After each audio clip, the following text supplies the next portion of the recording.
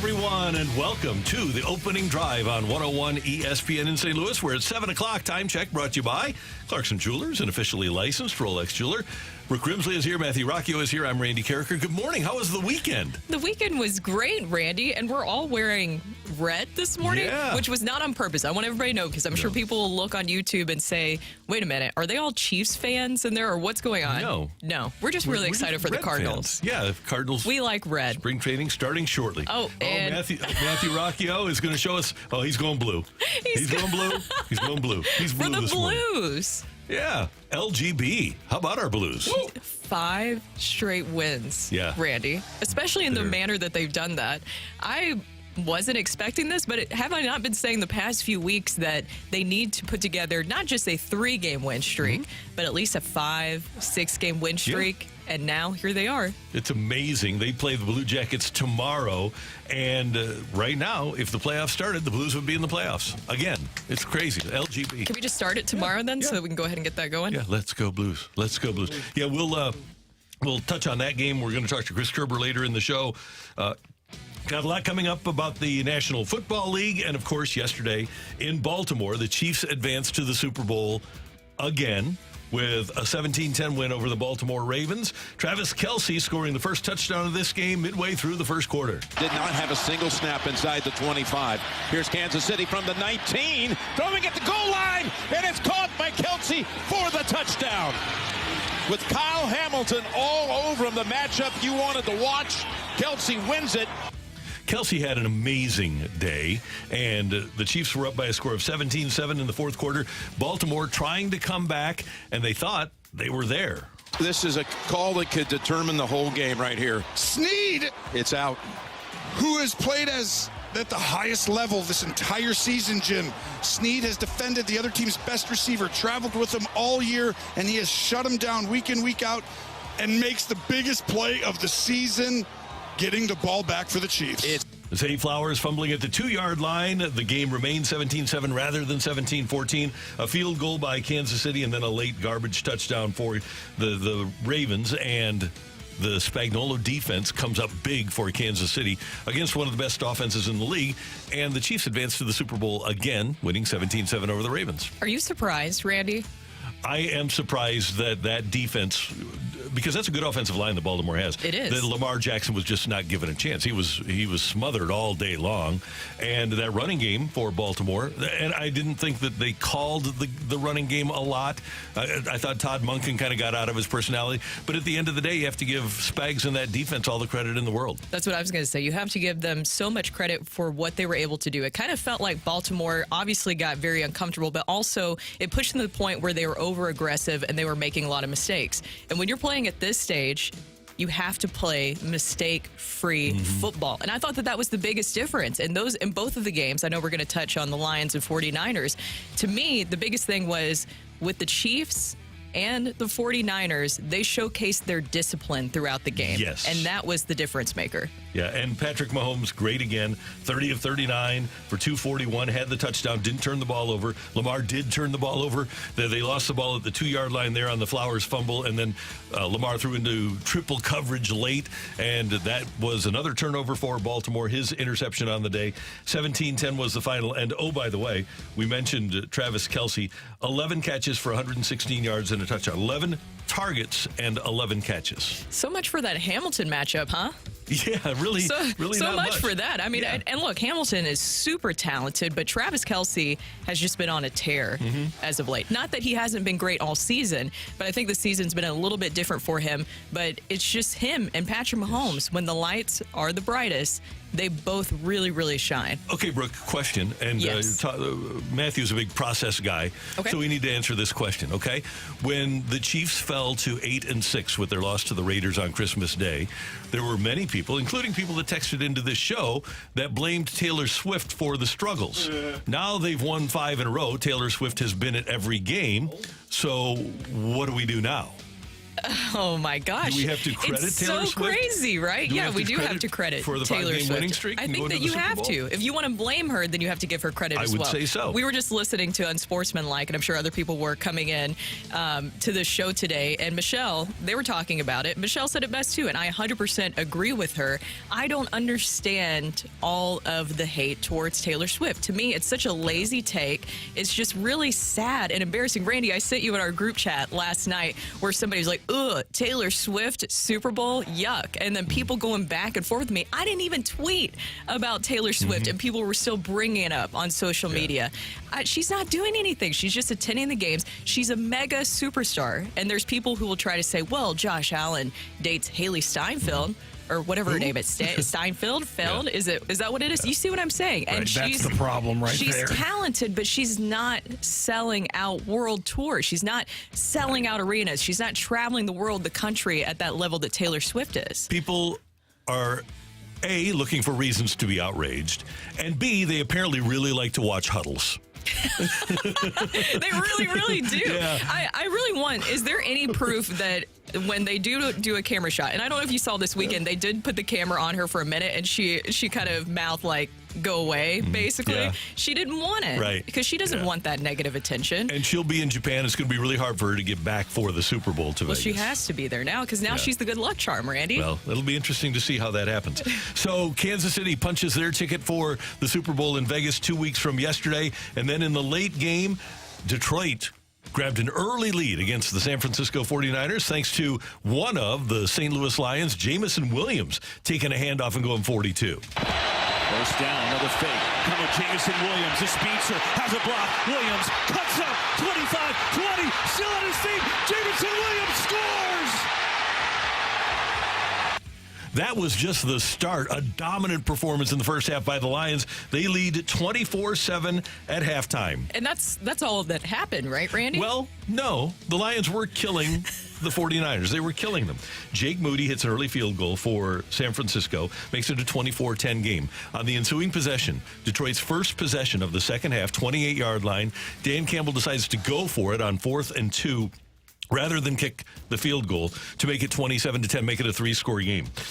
They fail on 4th down. Back come the Niners, and Brandon Ayuk catches a 6-yard touchdown pass from Rocc Purdy, and it's 24-17. And if you're a Lions fan, you're saying, uh-oh. McCaffrey goes over from 1 late in the third quarter to make it a 24-24 game. Moody with another field goal, 27-24. By the way, that was set up by a pretty amazing play. But then Elijah Mitchell going over to provide the insurance for the 49ers. Elijah Mitchell in for the first time tonight. Guess what? He's going to get it. Mitchell surging forward. Touchdown! 34-24 at that point. Williams with a touchdown catch from Jared Goff in the final minute to make it a 34-31 final. San Francisco will head to the Super Bowl against Kansas City. Rematch of the 2019 Super Bowl 54 matchup. How exciting. Now, the biggest thing is, do you blame this game on Dan Campbell or some of the other things that happened throughout the game? Because a lot of people and Lions fans are pointing to Reynolds drop, that happening. You had Gibbs fumble, different things like that, which that's something you do have to take into account. But Dan Campbell has been aggressive all year going for it on 4th and short, and that gamble didn't pay off for him. Here's the thing. It's one thing to gamble and one thing to be reckless. And if you can make it a 3-score game, and there's no guarantee that Badgley would have hit the 45-yard field goal. But I thought when you could have made it a 3-score game early in the third quarter, it wasn't like it was the fourth quarter. I thought that was pretty reckless on his part. And by the way, sure, Reynolds dropped the ball. How had Detroit taken over in the first half with a running game? If I had a 4th and 2, I'm giving it to one of my running backs because their running game had been dominant. But teams are different. A team like the 49ers who loves to run the ball, their personality changes when they're down 3 scores rather than 2. And I thought that was a huge difference in the momentum of the game. And I'm not going to say I'm going to blame Dan Campbell. I'm going to credit San Francisco. They came back and they proved that they were the better team. Once again, it came back to what I was saying earlier is discipline. Yep. Discipline in those moments. And I understand Dan Campbell, the whole reason I've liked him all season is because of his aggressiveness and wanting to do things like that. But at the same time, don't you kind of have to adjust yourself for the moment? You have to coach the regular season like how you would week 3, week 6, different than how you would during the postseason, right? You have to maintain, yes, a level of equilibrium. And I get analytics, but there's simple math, too. I do simple math. You take the points. Right. Because if you're up by 17, then even if they score 2 with 2 two-point conversions, you're still ahead. That's what I would have been looking at. But he didn't, and he'll get to go back to Detroit today. Oh. Rather than Vegas. He's a process. Matthew doesn't care about wins and losses. He's all about the process. Oh, it's the journey, not the reward. Well, I mean, you care about wins and losses. They had to win a lot of games to get to the NFC Championship game.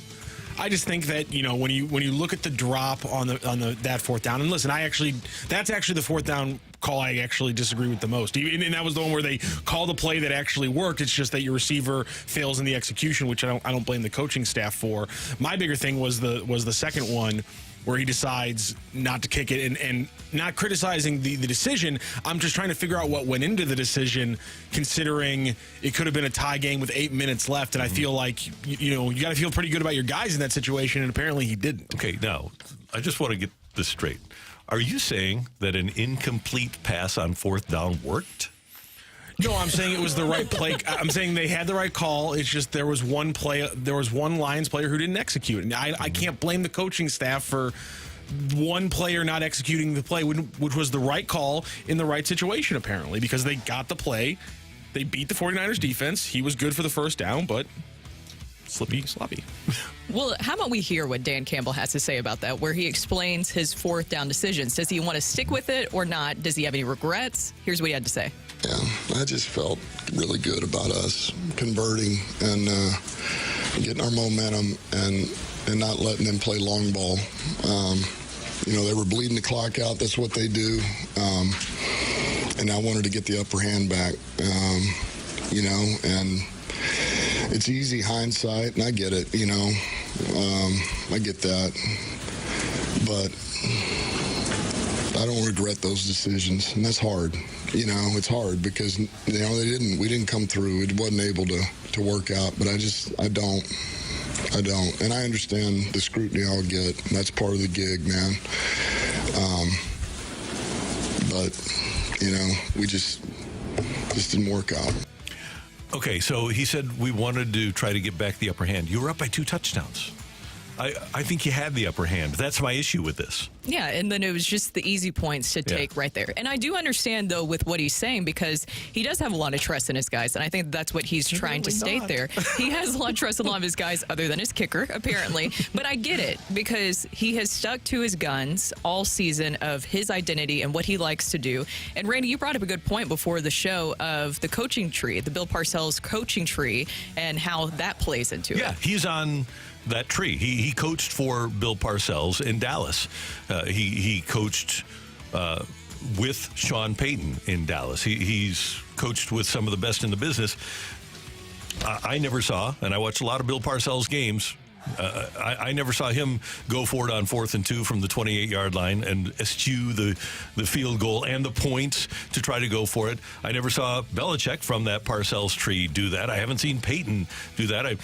People that even aren't even on the Parcells tree. I never saw Joe Gibbs do that. I just don't. I never saw Dick Vermeil do that. Give up the points that you can put in your pocket so that you can try to get momentum back in a 24-10 game. It's a shame. I feel bad for Lions fans today, but be happy that you got there. The NFC Championship is a fun thing to do when you haven't done anything since 1957 in terms of winning in the NFL. I feel for him right now. I do too. I really do feel for him. And I know that we have a lot of Lions fans because I see them text in every day in the area. I feel for them a lot for this moment, especially in the manner of which that game happened. Right. Speaking of great games, yesterday over at Enterprise Center, Blues knocked off the Kings by a score of 4-3 in overtime. Adrian Kempe with a great goal for L.A. 4:06 into the game, 1-0 Kings. Nick Leddy ties it for the Blues before the first period was out. Second period, Anderson Dolan scores for L.A. 2-1. Buchnevich scores for the Blues 2-2. Kyrou scores for the Blues 3-2. And at the 18:44 mark of the second period, Philip Deneau tied it for L.A. at 3-3. A scoreless third period led to overtime. Pavel Buchnevich launches a pass to Shen. Shen, a partial break. Shoots.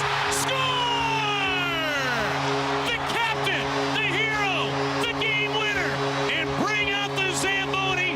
The Blues are back in a playoff spot. They've won 5 in a row. And Braden Shen rips home the game winner to keep the streak rolling. It's a St. Louis Blues 4-3 win. Okay, I don't think this is mean to say. I don't think the Blues are an exceptionally talented crew. As a matter of fact, their own president of hockey operations and general manager said that he hoped they could finish third in the division. The owner sat here and said, we aren't going to be elite. So they aren't among the elite. They aren't super talented. But boy, are they playing well, and they're playing within a system, and the goaltending is sensational. And as Kerbs mentioned, the Blues now have 54 points. They're a point ahead of Nashville. They're 2 points ahead of Seattle. They're now 5 points ahead of Arizona, and they're tied with the Kings in the wild card race. Braden Shen, after that game, he said, we have a belief in our locker room now that we can get it done every single night. And that's what you're seeing. If you just look in the Blues' last 3 overtime games, here's the pattern for you, Randy. Against the Canucks, Shen scores to win it. And then against the Kraken, Shen sets up Buchnevich for the game winner. And then yesterday, Buch sets up Shen for the game winner. You see a theme going on here? Should they be playing on the same line regularly? Why not? Maybe. Why not? It's working out right now for really him, of whatever they have going on there. But I think the biggest thing, too, is your captain being able to kind of get in a better place. And across this 5-game winning streak, 4 goals, 2 game winners, 2 assists. He has 7 points, 10 points in his last 9 games after going the 12 games before that. Pointless. They were kind of pointless. So congratulations to the Blues, who play tomorrow against the Blue Jackets. College basketball, not great. Indiana knocks off 10th ranked, Illinois does win 70-62. Go Illini. Missouri, they might go winless in the SEC. Oh, no. They lost to South Carolina 72-64. And the Billikens have now lost 7 out of 8. 84-73 was the final to UMass. And before the game, Richard Chaffetz, whose name adorns the arena, tweeted, "This is a must win."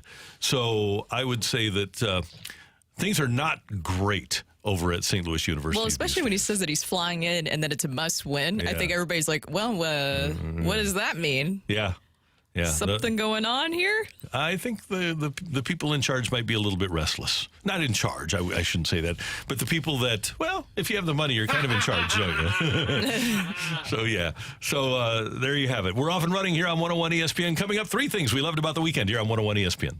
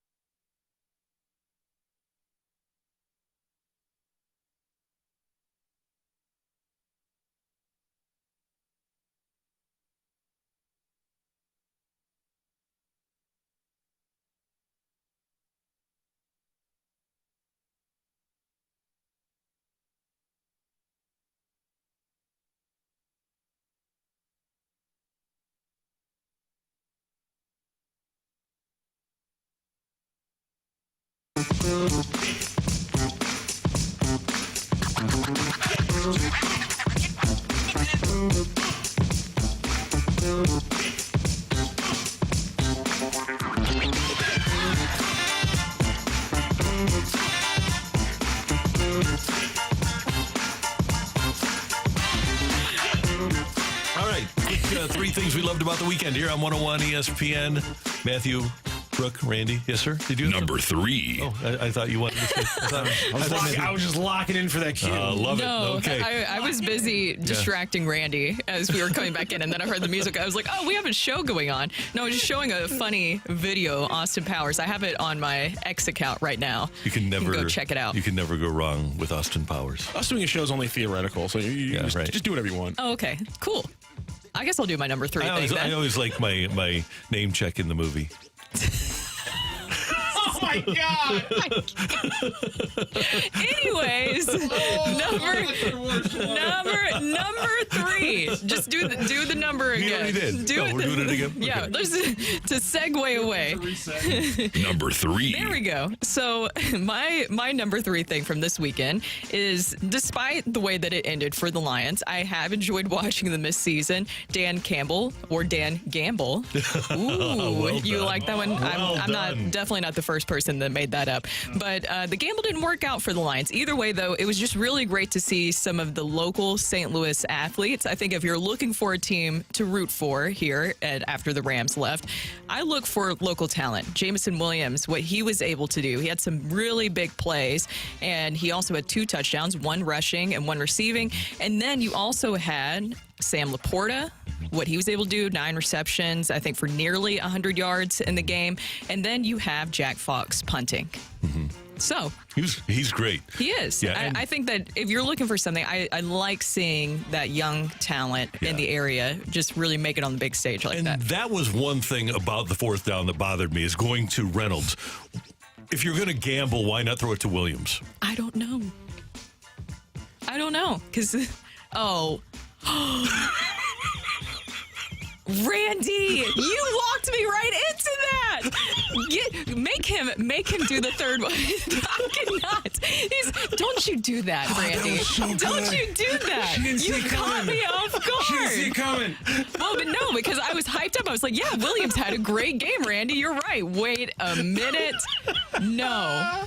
It's just like when the texter snuck the Ali Marmol Yadier Molina joke past us and Ask Uncle Randy last week, and we had no idea. God, that was good. That was so good. Randy's so proud of himself. Oh my gosh. Try again. Number 3. But can you agree? It was a great game for Williams. Okay. Oh man, all the St. Louis kids, the St. Louis Lions, they're great. Yeah, and I love seeing. Don't say that about the local kid.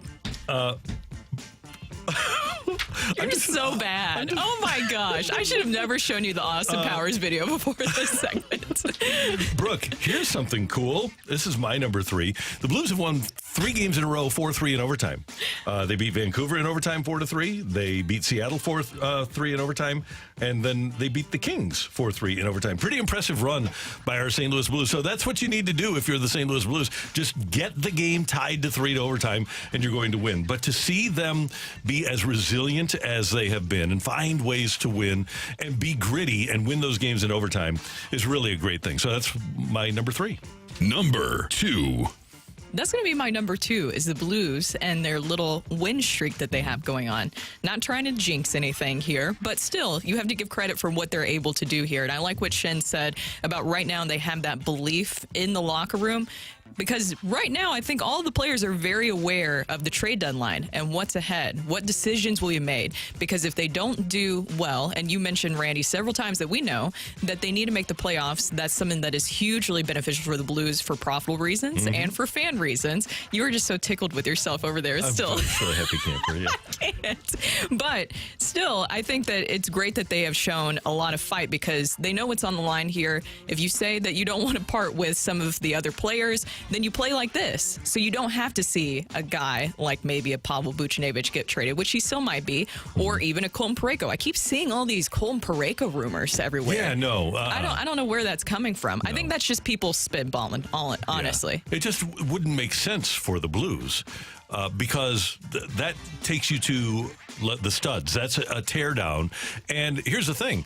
You can go through the next 6 drafts because he has 7 years left on his contract. You can go through the next 6 drafts and not find a guy that can do for you in terms of trying to win what Colton Parayko does. Also, when you look at his contract, $6.25 million in the grand scheme of things for a defenseman, that was like 17th in the league, like league rankings. He's easily a top 15 defenseman in the NHL right now, and so it's officially a discount of a deal. So keep on rolling with it. It's a great deal now. Yep. Brooke, here's another thing I liked about the weekend. And the Cardinals aren't a team that reacts to what other teams do, but the Cubs go out and sign Hector Neris, right? They give him a $9 million deal. And we've all mentioned that we would like to see the Cardinals get one more reliever. I like seeing the Cubs do that because I do think it puts a little pressure on the Cardinals to go out, and it doesn't have to be for $9 million, and get another veteran relief pitcher. And the Cubs now are getting things started. They're building that bullpen for Craig Counsell. He specializes in bullpen. They need to get a bat, obviously, because Cody Bellinger isn't there, and the bat might be Cody Bellinger. But I like to see other teams in the division. The Reds have done this, and now the Cubs seem to be doing it. And maybe the Rhys Hoskins signing by Milwaukee will cause the Cardinals to do just a little bit more to get over the top so that they can be the best team in the division. I feel like there's still a lot of relievers out there. There are. That could be in their price range. Right. And I don't think that Hector Neris is a $9 million. Well, for 1 year, $9 million, big deal. But yeah, you'd hate to see other teams, especially in our division or even in our league, wind up with some of those guys that are out there for the taking for the Cardinals. Number 1. My number 1, I'm sticking with the Blues because, in particular, Saturday, did you see Pavel Buchnevich? Okay, Bucci, there we go. Excuse me. I'm so thrown off by your gamble thing. That was a great one, Randy. Pavel Buchnevich, his kayaking celebration. Oh, yeah, that was great. That is my number 1. I really enjoyed that one because for Pavel during this road trip, he hadn't really scored since January 11th, and he's kind of gone through little streaks here and there. But then during this road trip, he picks up 4 goals and 6 points. And I know there's been a lot of speculation on our air even about trading Pavel Buchnevich. The only way I would move him, and he's got a year left on his contract after this year, the only way I would move him is if I was clearly out of the playoff race. I don't think the Blues can win without him. And he's still, even though he's not their most productive player, he is their most gifted player. He's the guy that can go off on their team. So if I'm the Blues, I have to be in a position like I was last year, when I traded Tarasenko and O'Reilly and I wasn't going to make the playoffs, if I'm going to move him. And I don't see the Blues in a couple of weeks being in that position where they can't make the playoffs. No, I really don't see that either. I don't want to see them move on for him. And that was Friday's game against the Kraken, But still, that kayaking goal, one, was so fun, and maybe we could show it later on. But Robert Thomas, they had him react to it, and he was like, what is that? What is going on? It's a celebration you don't really see that much, but I like to see that from Bucci. And, Brooke, my number 1 is seeing the St. Louis kids on Detroit succeed to the level that they are. And they are just on the team. Jamison Williams with their 2 touchdowns. He had the run for 42 yards, 2 catches for 25 yards, and a touchdown. Obviously, their best receiver is Sam Laporta, 9 catches for 97 yards, and set the rookie record with 86 catches, rookie tight end record with 86 catches. And then Jack Fox is a Ledoux product, and he was the best punter in the league this year, averaged 64 yards a punt for his 2 punts. So it's not just guys that happen to be on the Lions, but it's kind of, aside from Jared Goff, their offensive fulcrum, their offensive nucleus is based on St. Louis kids, which is really cool. Yeah, that's why I like that from this weekend, too. Now, Randy, you've gotten yourself into a little bit of trouble with your joke here because there's some people who don't understand the joke that you had earlier. Jamison Williams was suspended by the NFL for the first 6 games of this season for gambling while in the Lions facility. He was online gambling in the Lions facility, so he was suspended for the first 6 games of the year. And that's why it becomes a joke. If you're going to gamble, why not go with Jamison Williams? I can't. It's so much better when we have to explain it to the tester. I've been so thrown off ever since then because that was just so good. You got me this morning on it. Because at first I was like, no, you're right. Like they should have gotten him the ball in that situation. Wait a minute. I love the mindset of the texter being like, hey, I didn't get that joke. So I'm going to text it angrily that no one got the joke because that's the level I'm on right now. It's like, yeah, buddy, you're right. Nobody got the joke, including you. Yeah. So now you know via radio. And that's why we're here, to help provide you with a little bit of knowledge. It was so good. Well, I mean, the knowledge about gambling. But did he bet? He didn't bet on Lions games. It was just that he was just in the facility. The NFL and the FBI, they track every pro athlete, and the NFL especially.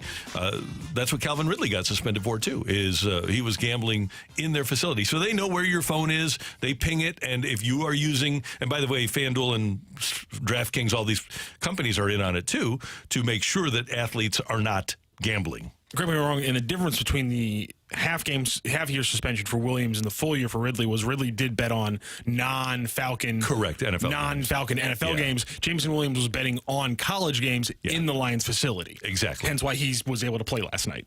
Yeah. Right. So there you have it. Coming up here on 101 ESPN, 4 downs from Conference Championship weekend in the NFL.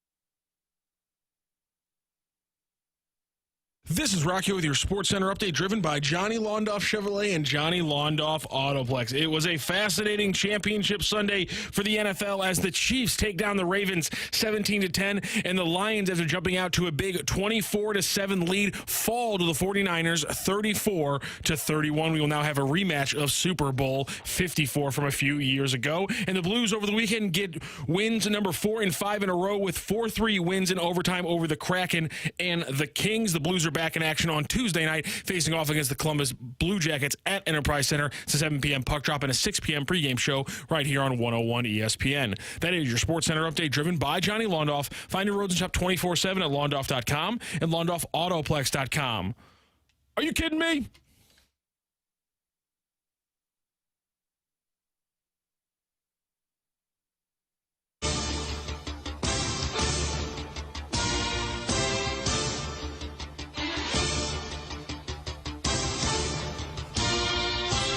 Time for 4 downs from the National Football League, and we start with the AFC Championship game. Baltimore at home losing to the Kansas City Chiefs. First down. What do you got for first down?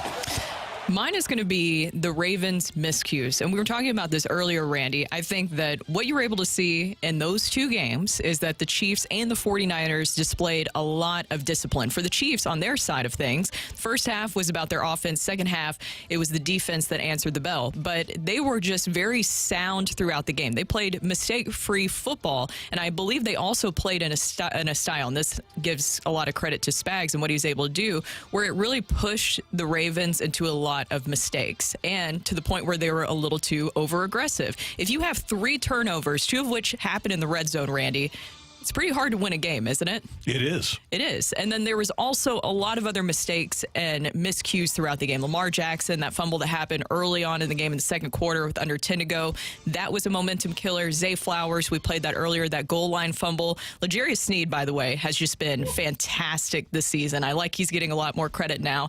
And then you had that taunting penalty right before with Zay Flowers, which led to that. So that was a huge moment for Zay Flowers.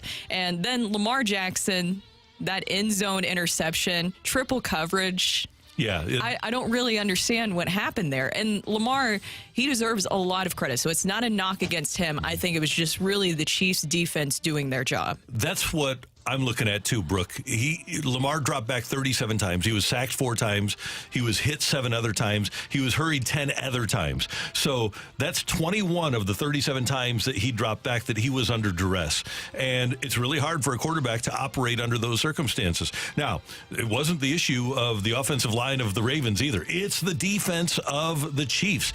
Let's give somebody some credit. I know that throughout the day on national TV, they're going to denigrate the performance of Lamar Jackson. I'm here to give credit where credit is due, and that's to the Chiefs' defense, which is exceptionally talented, exceptionally smart, and exceptionally well coached. I just have a ton of respect for what Spags has done there, and they've turned everything over. I mean, Spags leaned on the Honey Badger, Tyrann Mathieu, and I thought when he leaves, okay, they're going to lose everything. They've got 2 young safeties now that are playing great. They're getting unbelievable work out of Trent McDuffie. Karlaftis, who was a rookie last year, is getting pressure. Chris Jones obviously has been there, and he's great, but the players change, but the performance remains or even gets better. So I'm one that's willing to give the Chiefs defense a ton of credit. And they deserve it. They've deserved it all season long. I think they were the reason why. We talked about this during the season.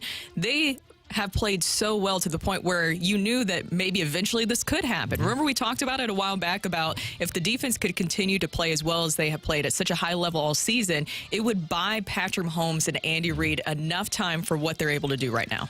Now, on the other side of the ball, if you are a great defense, which the Ravens are, how does Travis Kelce get so open?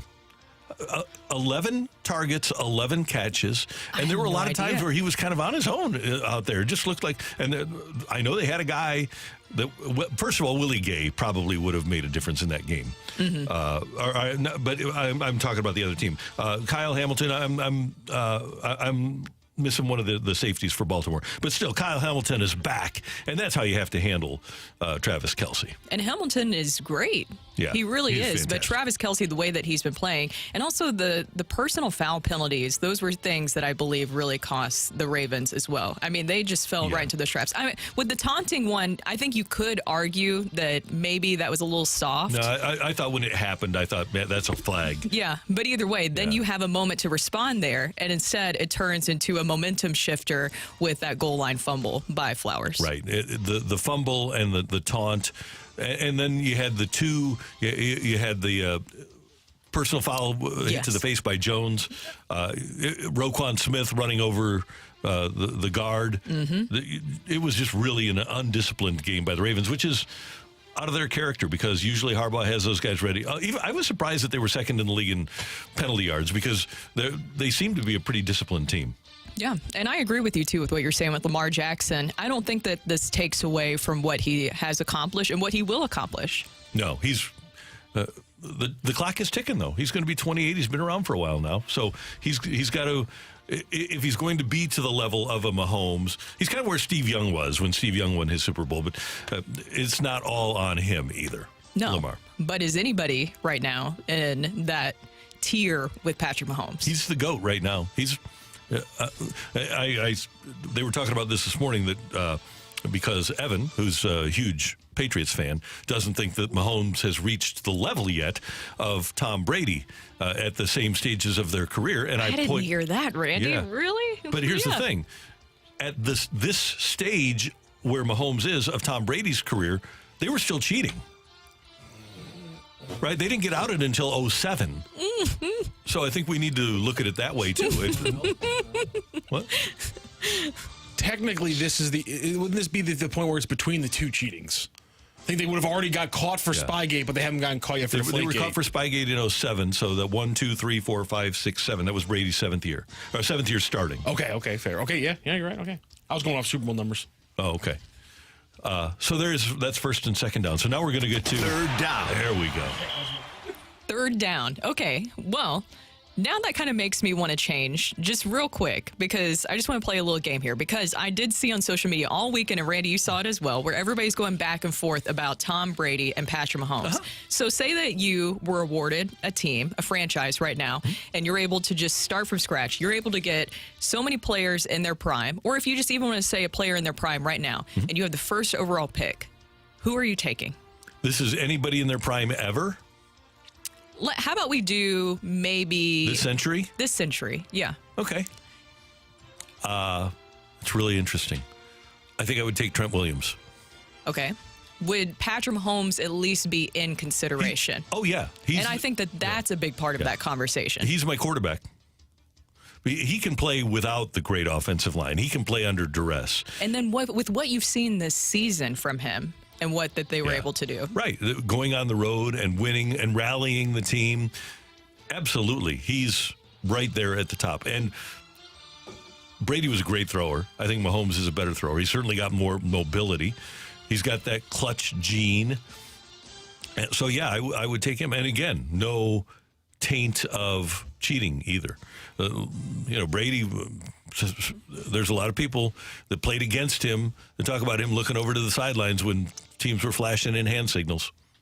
Would you need Patrick Mahomes to go to another team during his career in order to kind of even separate that more between him and Tom Brady? Where you could say, well, Tom Brady, he obviously went to the Tampa. Bucs. Yeah. Yeah, it couldn't hurt. But he's just 28 years old right now. But here's the other thing is, and Brady had to do this too, but if you go back to the first Super Bowl, Mahomes has Kelce back. His entire wide receiver core has turned over. The entire offensive line has turned over. The entire running back room has turned over. I believe the only guy that's there from their first Super Bowl, right? Because they turned over the offensive line completely after the Tampa Bay loss in the Super Bowl. None of the wide receivers that are here now in Kansas City were there for the first Super Bowl. Allaire and Pacheco weren't there. So I believe Kelce is the only other offensive starter that's going to play in this Super Bowl that played in their first one. That says a lot about those two. Yeah, I didn't even think about that. That's true. So, yeah, he's a stud. And the Chiefs, give them credit. They traded up to get him. They kind of had an idea of what they were getting. And Andy Reid has coached him up. Fourth down. We'll do a quick fourth down then. And obviously, for fourth down, we have to talk about Dan Campbell, or Dan Gamble, as we like to say. The Lions have won it all year, Randy, by going for it on fourth and short. But this time, Campbell's gamble didn't pay off. Is it more on that decision in this game? If you could point to one thing, because obviously there's a lot of things that happened for the Lions that went wrong after a huge lead in the first half. But would you point to that being as the reason as to why they lost? Is his gambling on that something that he's done all season long, or was it more on the Reynolds drop and some of the other miscues? I would say in that specific instance, I would have either had a different play call, but I would have kicked the field goal. Fact of the matter is, they lost by 3, and they didn't kick 2 field goals. They went for it on fourth down. So at the end of the day, that's the thing. But momentum changes. And here's what happened after the first one. The momentum changes to the point where San Francisco gets the ball back, and all of a sudden, they start turning it on. Purdy to Samuel for 17. Purdy deep to Ayuk for 51. An incredible play. Here's Purdy with a lot of time. Steps into one. Launching deep. Going for Brandon Ayuk. It is. Oh, he caught it off the ricochet. Penalty. Is he in? He's down to the 5. And that ball bounced off the face mask of the defender. Ultimately, Purdy hit Ayuk for the touchdown, and that made it a 24-24 game. So, 24-17 game, I'm sorry. But that was huge. So you miss on the 4th and 2, and then they come back, take advantage of it, and get within a touchdown. So that's the momentum swing right there, is that stop by the Niners on Detroit's first possession of the third quarter. And it didn't work out. It didn't work out for the Lions. Dan Campbell. I wonder, did we ever have a game where Dan Campbell was he coaching against Riverboat Ron? I wonder if we had to have that over the last couple of years, right? So I wonder who won. I get so nervous now on where these gamble jokes are going to go. Oh, I don't know what to expect at this I've point. done the Randy. best I can, unfortunately. That's 4 downs here on the opening drive on 101 ESPN. Are you looking it up, Matthew? He is. Okay. So Riverboat Ron Rivera, he went to a Super Bowl being the Riverboat Gambler. So that's why they called him Riverboat Ron. And now he's not. Yes, week 2 of last season, the Lions beat the Washington Commanders 36-27. Okay, there you go. I'm sure there were a lot of fourth down gambles in that game. That's Brooke. That's Matthew. I'm Randy. Coming up, we've got Take It or Leave It. Get your text into the Air Comfort Service text line 314-399-9646. 314-399. Yo-ho! Randy, this is actually insane that you called this. Washington went 1 of 2. Detroit went 0 of 2 on fourth down conversions in that game. There you go. Oh, my God. Riverboat Ron against Dan Campbell. No. Amazing. Take It or Leave It next on 101 ESPN.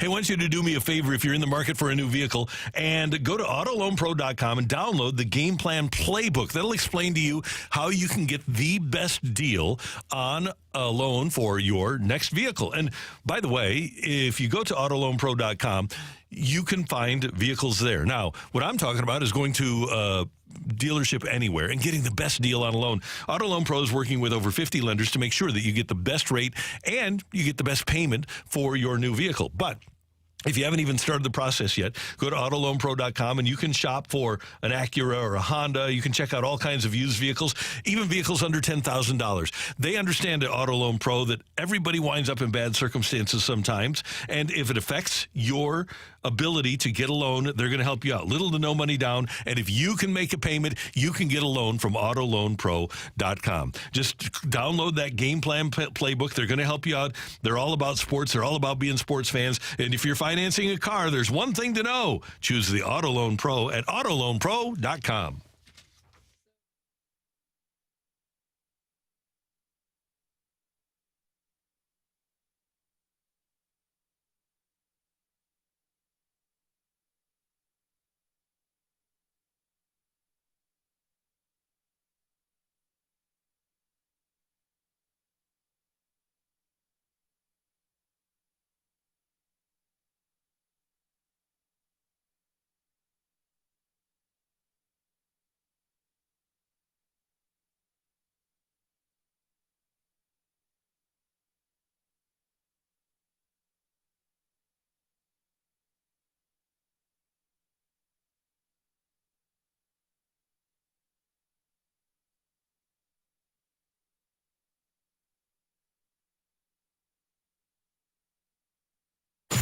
Time for Take It or Leave It. Want to say something? Want to put it out there? If you like it, you can take it. If you don't, send it right back. Get your text into 314-399-9646 and give us your Take It or Leave It. Brought to you by Gloria Lou Realty. Visit GloriaHasTheBuyers.com and start packing. That's my final offer. Take it or leave it.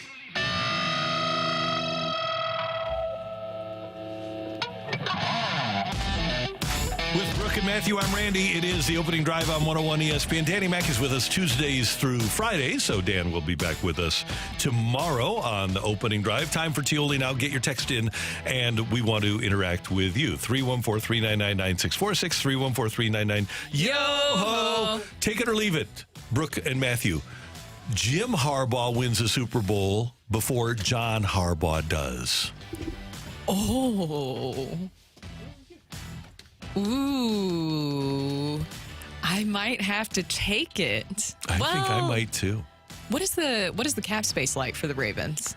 Ravens are they're going to be fine. Say They're one gonna more be time. fine. Which one? Which brother? I got the brothers. I've got Chargers win before Ravens. Jim before John. Oh, I'm gonna leave that because the Ravens defensive players play the full season.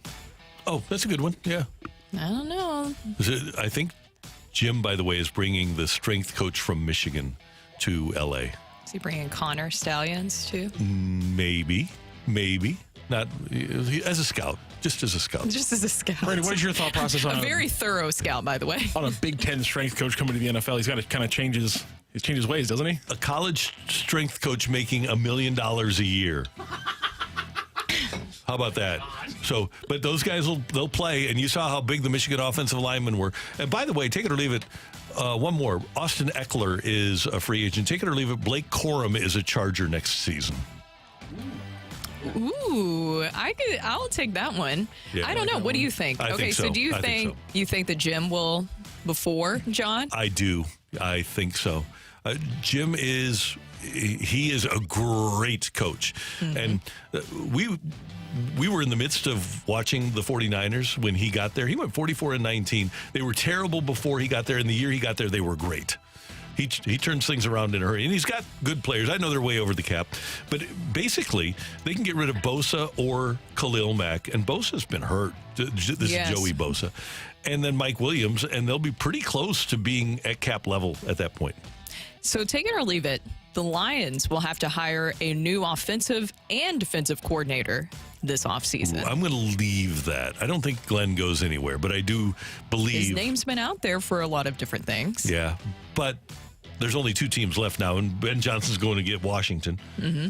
And then Seattle, I don't think that I think they'll probably go with Dan Quinn ultimately.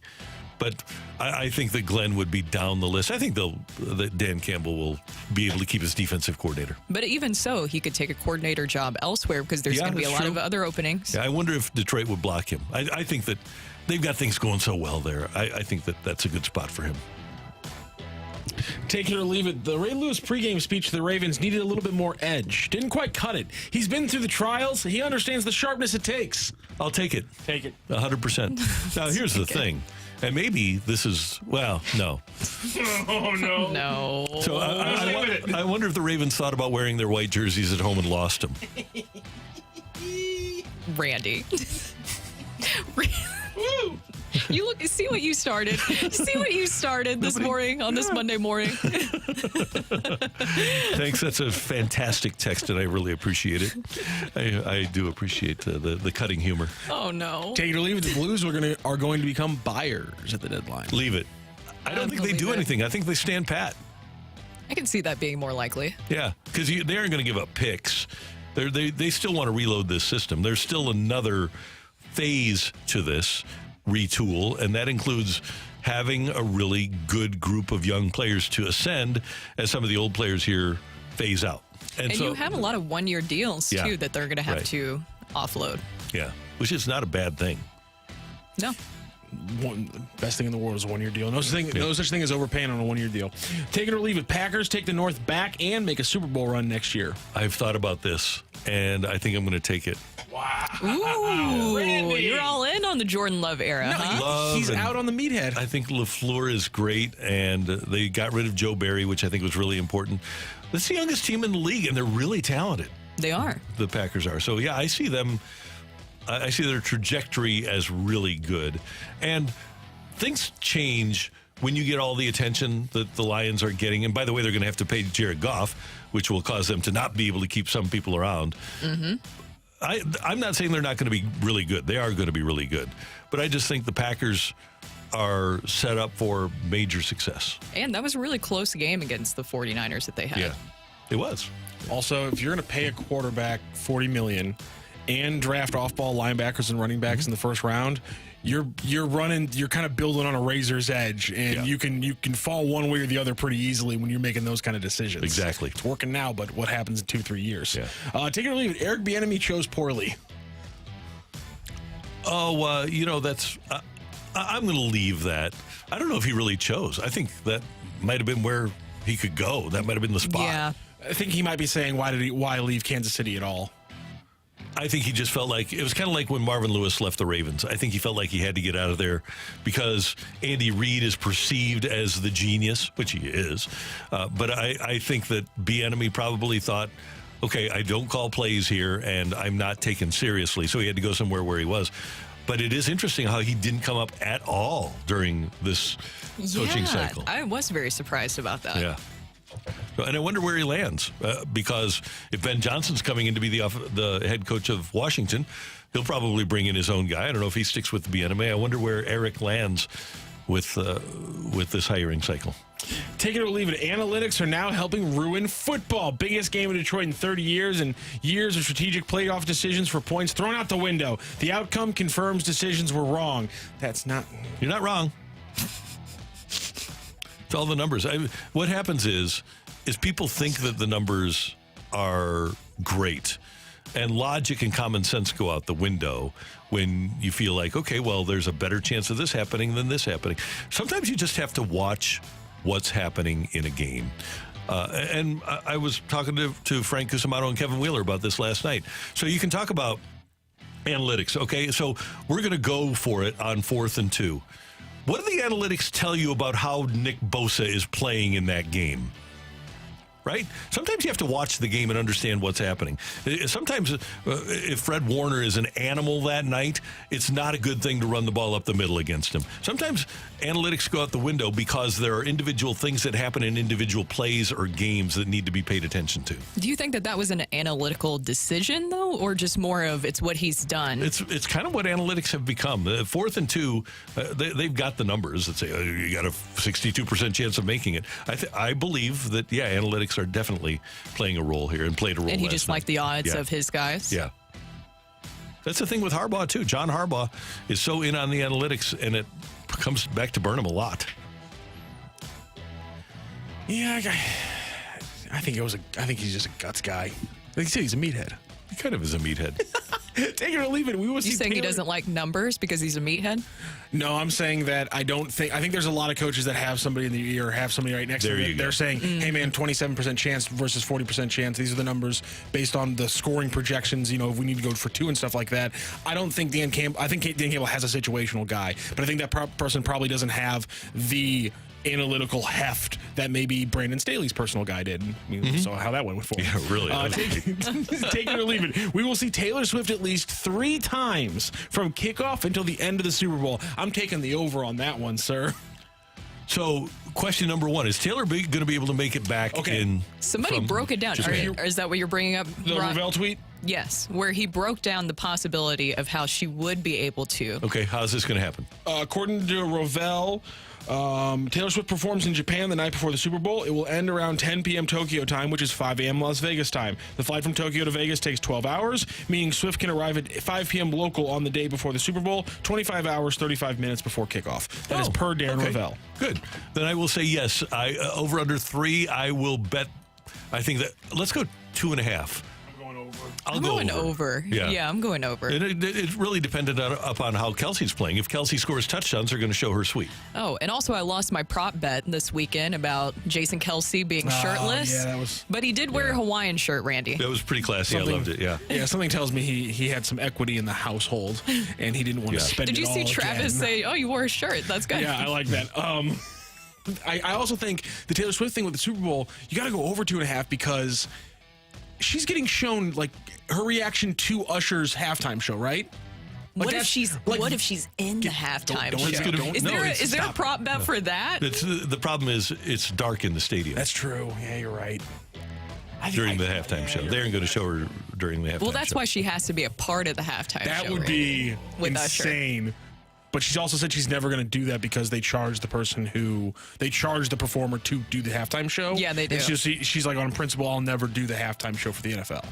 Because she doesn't feel like she needs to pay for it. She should. And I think the reason that she's never done it before is because the halftime show was Pepsi and she was Coke. I think that might have been another reason. But now it's not Pepsi anymore. But I wonder if there might be some conflict in terms of who she is associated with from a business standpoint and who the halftime show is associated with. Last one. Take it or leave it. T. Higgins to the Chiefs. Leave it. I'm going to leave it. He's going to the Titans. Yeah. So the Chiefs don't have enough money to get him. I don't know what you're talking about. He's going to the Titans. I haven't heard any other rumors, right, guys? No, none of them. Okay, good. Only All the right. Titans. I mean, I was going to leave it. Evan Cohen told me that if you have a good quarterback and an elite generational tight end, you just never need wide receivers. You don't need them. No, you can win Super Bowls without wide receivers. Happens all the time. Totally. Yeah. Why not? I mean, look at all those Super Bowl championships that Antonio Gates and Tony Gonzalez have. Maybe that's what the Titans were doing. They were trying to prove that, right? They just needed Derrick Henry. That was it. That's all you need. By the way, if Arthur Smith winds up as offensive coordinator of the Steelers, which is being rumored, does Derrick Henry wind up in Pittsburgh? I could actually see that. Yeah. Might have to take that. Yeah. There you have it. Thanks for your text. Coming up, who had the worst Sunday? Was it Zay Flowers or Dan Campbell? That's coming your way on 101 ESPN.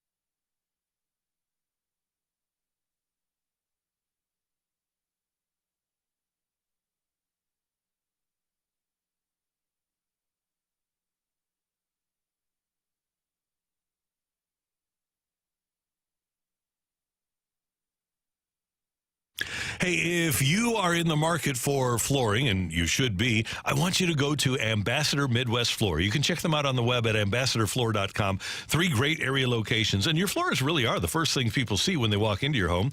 Other than your walls, which you can paint, your floors take up the most space in the home.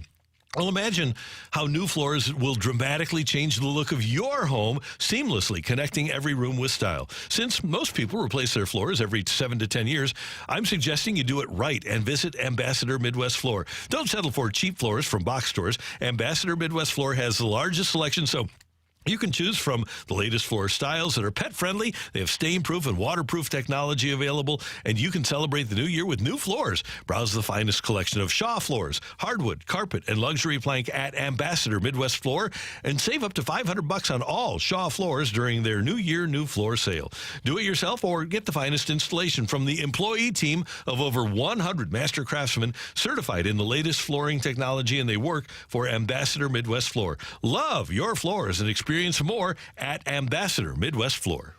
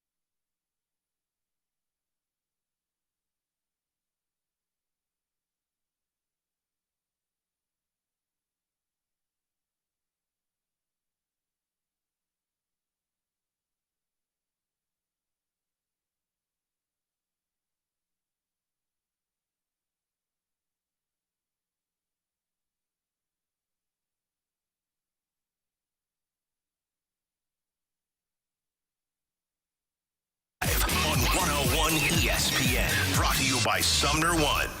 A fresh perspective on the day's top stories. It's the Opening Drive's Fresh Take.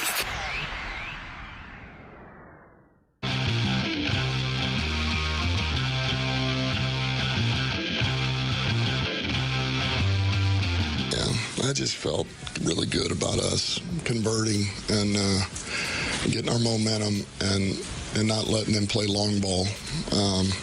They were bleeding the clock out. That's what they do. And I wanted to get the upper hand back, and it's easy hindsight, and I get it, I get that. But I don't regret those decisions. That's Lions head coach Dan Campbell after his team's loss yesterday in the NFC Championship game, 34-31 to the San Francisco 49ers, and a couple of second-half fourth down attempts that didn't go the Lions' way. And a lot of people believe that they were in position to kick field goals, and he was trying to steal back momentum in a game they had all the momentum in. And that's the thing. It's, to me, you get momentum and you put the other team on their heels by scoring.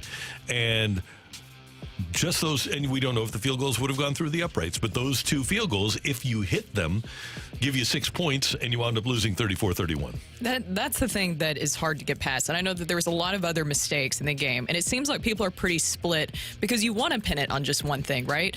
But those were coaches' decisions there when you're talking about fourth down and the decision to go for it. And I know that that's part of his identity. That's him showing he has complete trust in his players.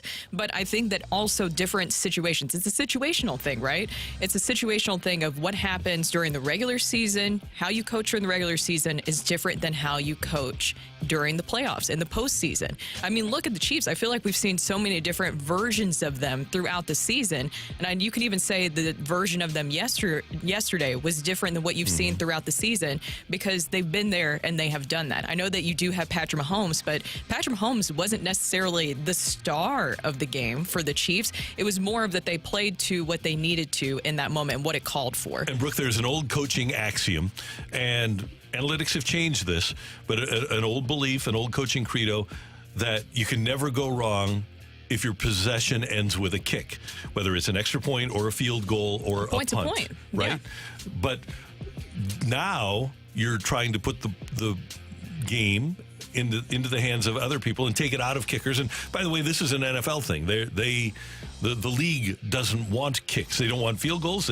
That's why they move the extra point back. They aren't big fans of the kicking game because it's not as cool, right? And you not don't as score as many points, right? Yeah. It's not. But coaches want 7s rather than 3s. But there are still instances, and I think this was one of them, especially in the third quarter, where a 3 was better than trying for it on fourth down. And if you go up 27-10, to me, the game is completely different. If it's a 3-score game and you kind of take Christian McCaffrey being handed off to out of the game, I think it makes a huge difference. Well, and that's the thing is another big difference between regular season and playoffs is that there's a reason why there's only a certain amount of teams that have made it to this point. It's because when you do make mistakes, then you're going to have a team like the 49ers that's going to then capitalize on every single mistake that you make and then take the momentum in the game. And we should point out, this was a great opportunity for Detroit. But from the start of the season until last night, everybody pretty much that watches football knew San Francisco was the better team. Yes. Maybe that makes it worse because Detroit had an opportunity to beat the better team on the road. Yeah. Maybe it makes it worse. But the better team did win the game. They did. And we haven't talked about it yet, but Brock Purdy, for him, I know in the first half there, it wasn't exactly a great game for the 49ers, as we were just discussing. But what he was able to do towards the end of the game, I think that it really changes the conversation because he not only was able to use his arm, but his feet as well, which I think is something that a lot of people hold against him. And to me, he just showcased so much poise, Ray. I don't know if you noticed as well, but determination. He was just so cool and calm. And I know that we call Joe Burrow Joe Cool. What do you call Brock Purdy, especially after seeing him this weekend? Mr. Man. Easygoing? Because I don't want to call him Mr. Irrelevant anymore. Yeah, I don't know. We have to come up with a name for him. But because he's more than a game manager, we know that. He just doesn't drop back and... So you believe that that title has been shed? If people are paying attention, it's been shed. Meanwhile, in the early game, Zay Flowers had a touchdown on a great play early in the game. He had 5 catches for 115 yards, but he'll be remembered for 2 things that weren't catches. He'll be remembered for a fumble at the 2-yard line, which he was trying to make a play, and he fumbled the ball, and that would have been a major game changer. But then also the lack of discipline. Well, there were 3 things. The lack of discipline with the taunting call, and then after the fumble, he goes back to the bench and is pounding on the bench and cuts his hand. It was not... Even though the numbers would say it, that his day was great, it was not the best day for Zay Flowers. No, it was not. I mean, the taunting call, and I know that you can argue it either way, where maybe it was soft. To me, maybe. No, you don't think so? I think if you spin the ball next to a player, you're going to get called. In the moment, I mean, for me, it's all about... And that's where it goes to the lack of discipline. Yeah. For me, it's all about how you react to plays in the moment. And like as it was happening, I was like, this is going to be a flag. And it took about 2 or 3 seconds, and then it came, and I was like, you stand over... First of all, it's you push him down, maybe you get away with it. You push him down, stand over him, flex, combination of things, you're not getting away with it. No. You can go maybe one of the things, but not all 3. And it's a little bit different when it happens in the end zone, right? Yep. Yeah. Right. It's just different. If that happens in the end zone, that was Steven Jackson's thing. rolling the dice and spinning the ball. Yes. You can do it after a touchdown, but you just can't do it on the field of play where you just beat a guy. Yeah, somebody texted in earlier and they were like, "Well, what about the Kelsey taunting in the end zone?" You can bring your offensive line down and do a can in front of the entire stadium, and you don't get penalized at all for it. It's different in the end zone. The end zone changes how the rules work in football. They are pretty much with now. every rule overall. If it's in the end zone, the rule's a little bit different. But that's the whole purpose of it. Outside of Zay Flowers and what happened there, in general, he wasn't the only one. You could tell that the Ravens, that they let it all get to him because there were so many different moments, too. I mean, there was, 5 personal foul penalties for the Ravens? Was it that many? It probably was, yeah. It felt like a lot. I think it was around 5. Yeah, but because you had 2 on one defensive series. Yes. And so Smith and it Jones. wasn't just Zay Flowers, but that's something that you have to give credit to the Chiefs defense, again, of what they were able to do. The breakdown of the game, the Chiefs 3 penalties for 30 yards, the Ravens 8 penalties for 95. Yeah, it was bad. It was a bad day for the Baltimore Ravens, the number 1 seed.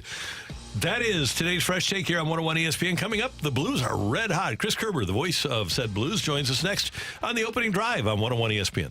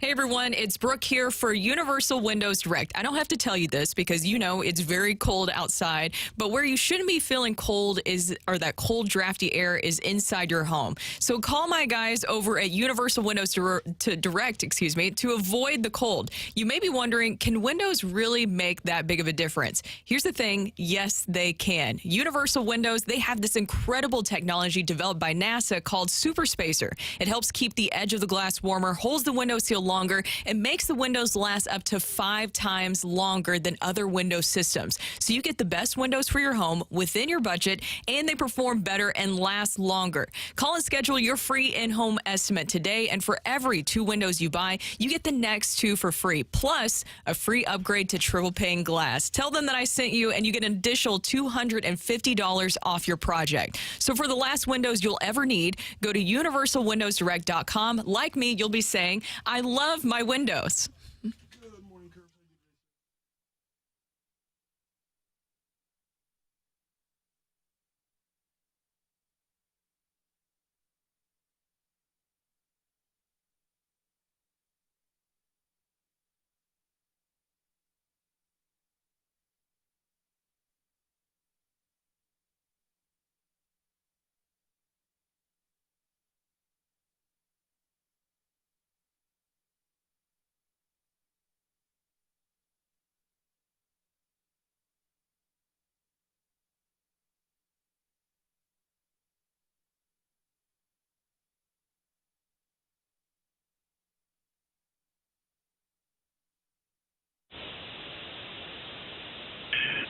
Well, happy Monday, everybody. Blues got a good win over the weekend. That's a great start. And let's talk about your furnace. Yeah, that's right. I said on a Monday morning, let's talk about your furnace. Look, don't be fooled by the weather right now. Do yourself a favor. If you haven't had your furnace checked out, get it checked out. Don't wait till you hear a sputter and then it goes kaput. Don't wait till it's an emergency. Don't wait for the next blast of cold air that's going to come through St. Louis. And we all know that it's going to come. We're going to get another dumping at some point in time. Why wait until that point in time for things to go haywire on you? Get your furnace checked out, and when you do, call the folks at Classic Air Care. They're local, they're friendly, they're your neighbors, they're going to take great care of you. If your furnace does go kaput during the wintertime, call them up. They'll get out there. They'll get it fixed for you. They've got slots available. You can find them online at ClassicAirCare.com. When you call them, you know you're getting quality, you know you're getting care, and you know you're getting people that do care about taking care of you and your home and your family. That's why I use them. That's why Alex Ferrario uses them. Check them out, ClassicAirCare.com.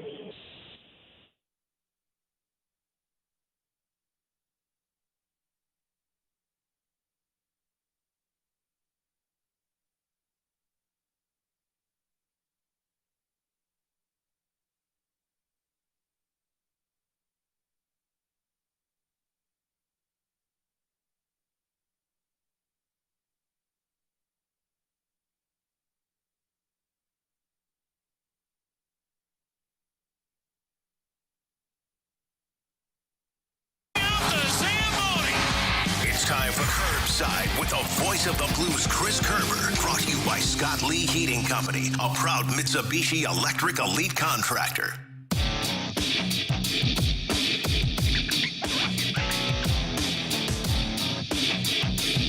The St. Louis Blues have won 5 in a row, including the last 3 in overtime by 4-3 scores. They did it yesterday against the Kings.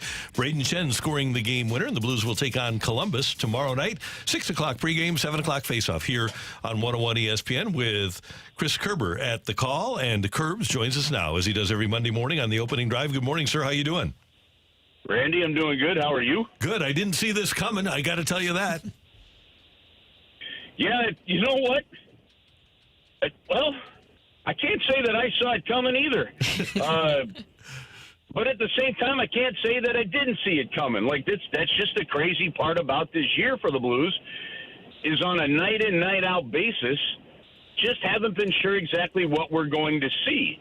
And a couple times when they look like they've been able to get on a roll, it's been stumped, and not just stumped by one game, but stumped by 2 or 3 or 4 games. So the fact that they put the 5 games together now really starts to, all right, they're figuring some things out. And the fact that so many of these have been come from behind also, I don't know whether it's fool's gold or whether it's real, but all that matters is the fact that they're doing it. And that's the best part about sports. Doesn't matter what we think. Every segment is always about what do you think's going to happen. Well, here's the one thing I know. Nobody can predict the dang future, right? So that's where I've learned in sports to really just enjoy the moment, and this team's putting us on a fun one already. Kerbs, I think you can really tell that they're just absolutely buzzing right now, because we were talking about this earlier, but Braden Shen, after yesterday's game, he talked about how they have a belief in their locker room now that they can get it done every single night. Of course, winning is a cure-all, but what else do you think that it could be that is bringing this group together? Goaltending. I think their goaltending has been great all season long. I think, and this is, well, this is oversimplifying. I'm not sitting in the room with all the analytics and stuff, but your power play is clicking at 23%. There's a difference between 23% and 8%. It's clicking at a time where it's getting you a big goal. And Joe and I debated this in the postgame show, and when we put it up on the Curbside Reaction podcast for last night's game. It's on today's episode. But, did the power play do its job last night? That's the question. Okay, so they go 1 for 6. They got you a very important power play goal. That's doing its job. They gave up a goal before they did that. That's not doing the job. And then you went 0 for 5 on the other ones. So did it do its job? Yes or no? And so maybe a little bit it did, but it could have been a bigger difference maker. But the reality of it is that power play and special teams have been coming through in a big way during this stretch. I know they gave up a power play goal to Vancouver, but a late penalty kill was absolutely enormous. So there are things that are going right, and special teams has to be a major part of it. Kerbs, another thing that's happened, and we see this especially over the course of the last 3 games, the tenacity that you need to play 3-on-3 and succeed 3-on-3, and the goaltending that you need makes a difference. And when you win 3 games like the Blues have in a row by 4-3 overtime scores, that shows a lot to me. And Braden Shen is kind of the face of this, but the grit that the Blues are showing. Yeah, you know what they are. There's something about the system, and Drew Bannister has called it, the buy-in of doing the little things, and he said it many times. We just had to get better defensively, and if we did that, you hope the offense would come, and that's what's happening. And now you're getting some offense, more from Buchnevich. Braden Shen's back on a bit of a heater, So you look at that, and they're not getting their dauber down. You're not seeing heads hang when a goal gets scored. You're not seeing some of the same body language you were seeing earlier on in the year, and they're finding a way to come from behind. I'll tell you what, another amazing aspect, Randy, like this team, and I was curious about this going into this season. How are the Blues going to be on faceoffs? Robert Thomas had hit 50% in one time in his career. He'd been elevating it, right? Each year, but they hadn't done it consistently yet. Kevin Hayes, around that 50%. Braden Shen just below it. And the face-offs this year for the Blues have been just outstanding. You look at the overtimes that the St. Louis Blues have had, one of the reasons they've been as successful is they've been able to get the puck first. That's such a big part of overtime, and face-offs have been a huge key for that. Well, what did you think as you talked about Braden Shen and how good this stretch has been for him? But what about Pavel Buchnevich and this stretch for him, too, especially during the road trip? It seems like he was able to kind of get back on track, too. And also, I have to ask, what did you think about his kayaking celebration? All right, I haven't had a chance to find out exactly what the what the kayaking thing was about. I heard his post-game comments, and I'm not sure I fully got the grasp of it. But so we'll have to wait for that explanation, But the thing for Pavel, I liken it kind of back to Jaden Schwartz a little bit in that 18-19 season. Schwartz had a really bad regular season offensively for him, but he was getting chances, and no matter what he tried, nothing was going in. Then all of a sudden in the playoffs, he exploded, had the 2 hat tricks, and finished the playoffs with more goals than he had in the regular season. I worry about offensive players if you don't see them getting chances or you don't see them engaged. That's your sign. In this case, or if you just see them constantly, and that's not been the case here. He's still effective penalty killing. There's still great chances shorthanded. He's getting opportunities on the power play, and for a while they just weren't going in, and now they started finally going in again. He's a heck of a hockey player, And I thought until the season going into this season, I think he was your best two-way, full-time forward. And I think Robert Thomas has probably taken over that spot this season. But Pavel Buchnevich is right there. And you worry if they don't get the chances, Brooke. He was getting the chances, and now it's finally going through. And a little extra confidence, a little feel-good makes a big difference. Kerbs, after tomorrow, the Blues don't play again until February 10th. Obviously, they have the All-Star break and then that full week off, and they play Buffalo on February 10th. What do you think of the long break? In the midst of this hot streak, what do you think of the break? Nothing you can do about it, but is it a bad time to get the break? Yeah, they're feeling it right now, so that'll put a pause in it. It'll give Justin Falk a chance to get healthy. If any other guys are banged up, Torrey Krug, I know, blocked a massive shot the other day in Seattle, we saw Perunovic. Don't know what his situation is. Won't know that till today. He went down, didn't finish the game yesterday. So it'll be important along those lines. But, yeah, we've seen teams come out of these long breaks a bit rusty. So the good news is the league kind of balanced it. So you're not coming out of the break playing another team that's been playing for a week and a half, right? You're playing another team that's coming out of the break.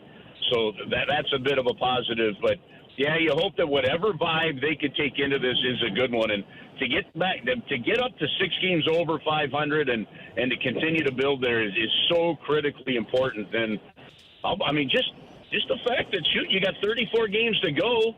You're tied in points for the top wild card spot. You're in the second wild card spot and have destiny on your stick. That's pretty good. It's fantastic. Now, hockey people during these breaks, they go to Mexico. What part of Mexico are you going to, Curbs? I'm going to. I actually have a pretty good stretch planned here. I'm taking Gabrielle, our middle daughter. She's a junior in high school. We're gonna go. We're going to go visit UNKC. She's interested in the medical world. Cool. So we're going to do a college visit there. And then I'm going to head down to Louisville and visit Gracie for a couple of days. I'm sure Ava's got some soccer in there. And, you know, when the kids are in school and your wife's a teacher, you know, it's hard to break away to Mexico. Exactly. But I will go ahead and make a margarita, put it a sombrero, and I'll send you a picture from one of those places. Sounds great, Curbs. Good to hear your voice. Thanks so much, and enjoy your break. All right, guys. Have an awesome week. Thanks. You too. See you later. That's the voice of the Blues, Chris Kerber, here on 101 ESPN. Coming up, I think we need a fighter, right? All you have to do is text in 314-399-9646, 314-399. Yo-ho! Text in with your name and the word fight, and perhaps Matthew will pick you to fight against me here on 101 ESPN.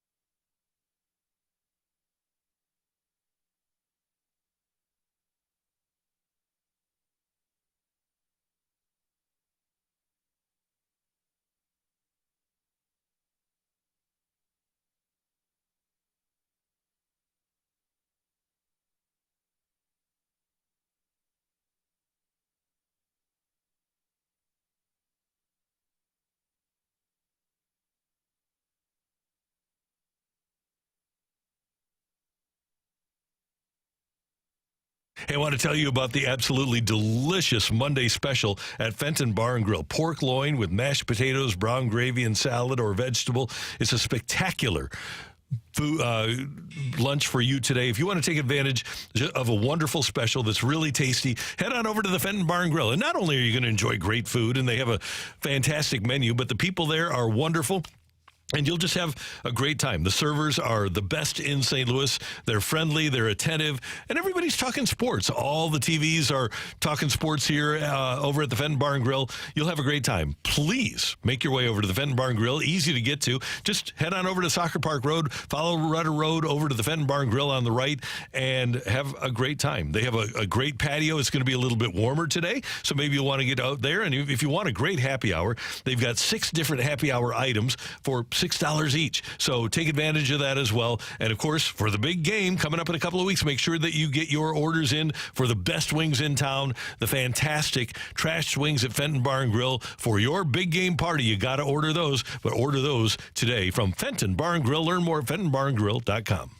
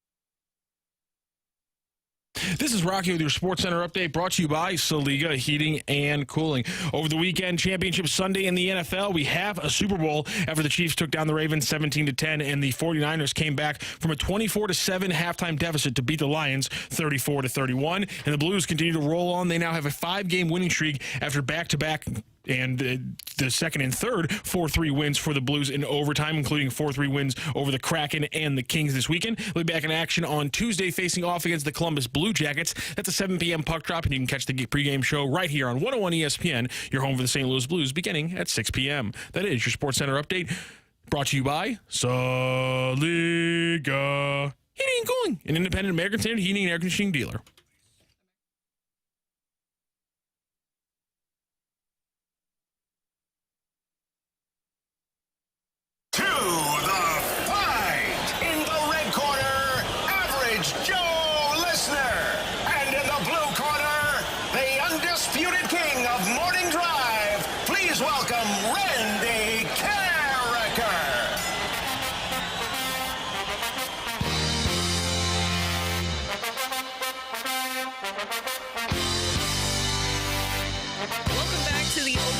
Brooke Grimsley here alongside Randy Kerber. Danny Mack will be back in tomorrow, and we have Matthew Rocchio, and it is time for the fight. Our fighter today is Dan. Dan, how are you doing?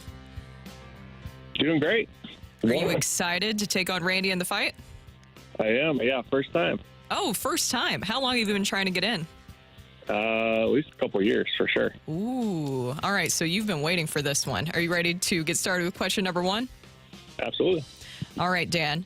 Question number one. We will now have a rematch of Super Bowl 54 between the Niners and Chiefs. Which Chiefs player was the only one to score multiple touchdowns in that game? Was it Travis Kelce, Tyreek Hill, or Damian Williams? Tyreek Hill. Travis Kelce broke his most impressive record, passing Jerry Rice for career playoff receptions with 156. Other than Kelce and Rice, which Patriot is the only other player in league history to break 100 playoff catches? Is that Wes Welker, Rob Gronkowski, or Julian Edelman? Julian Edelman. Question three. Which team did Kobe Bryant score his 81 points against? Was it the Supersonics, the Raptors, or the Spurs?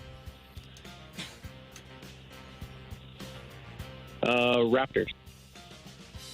And the final question, where did Johnny Unitas play his college football?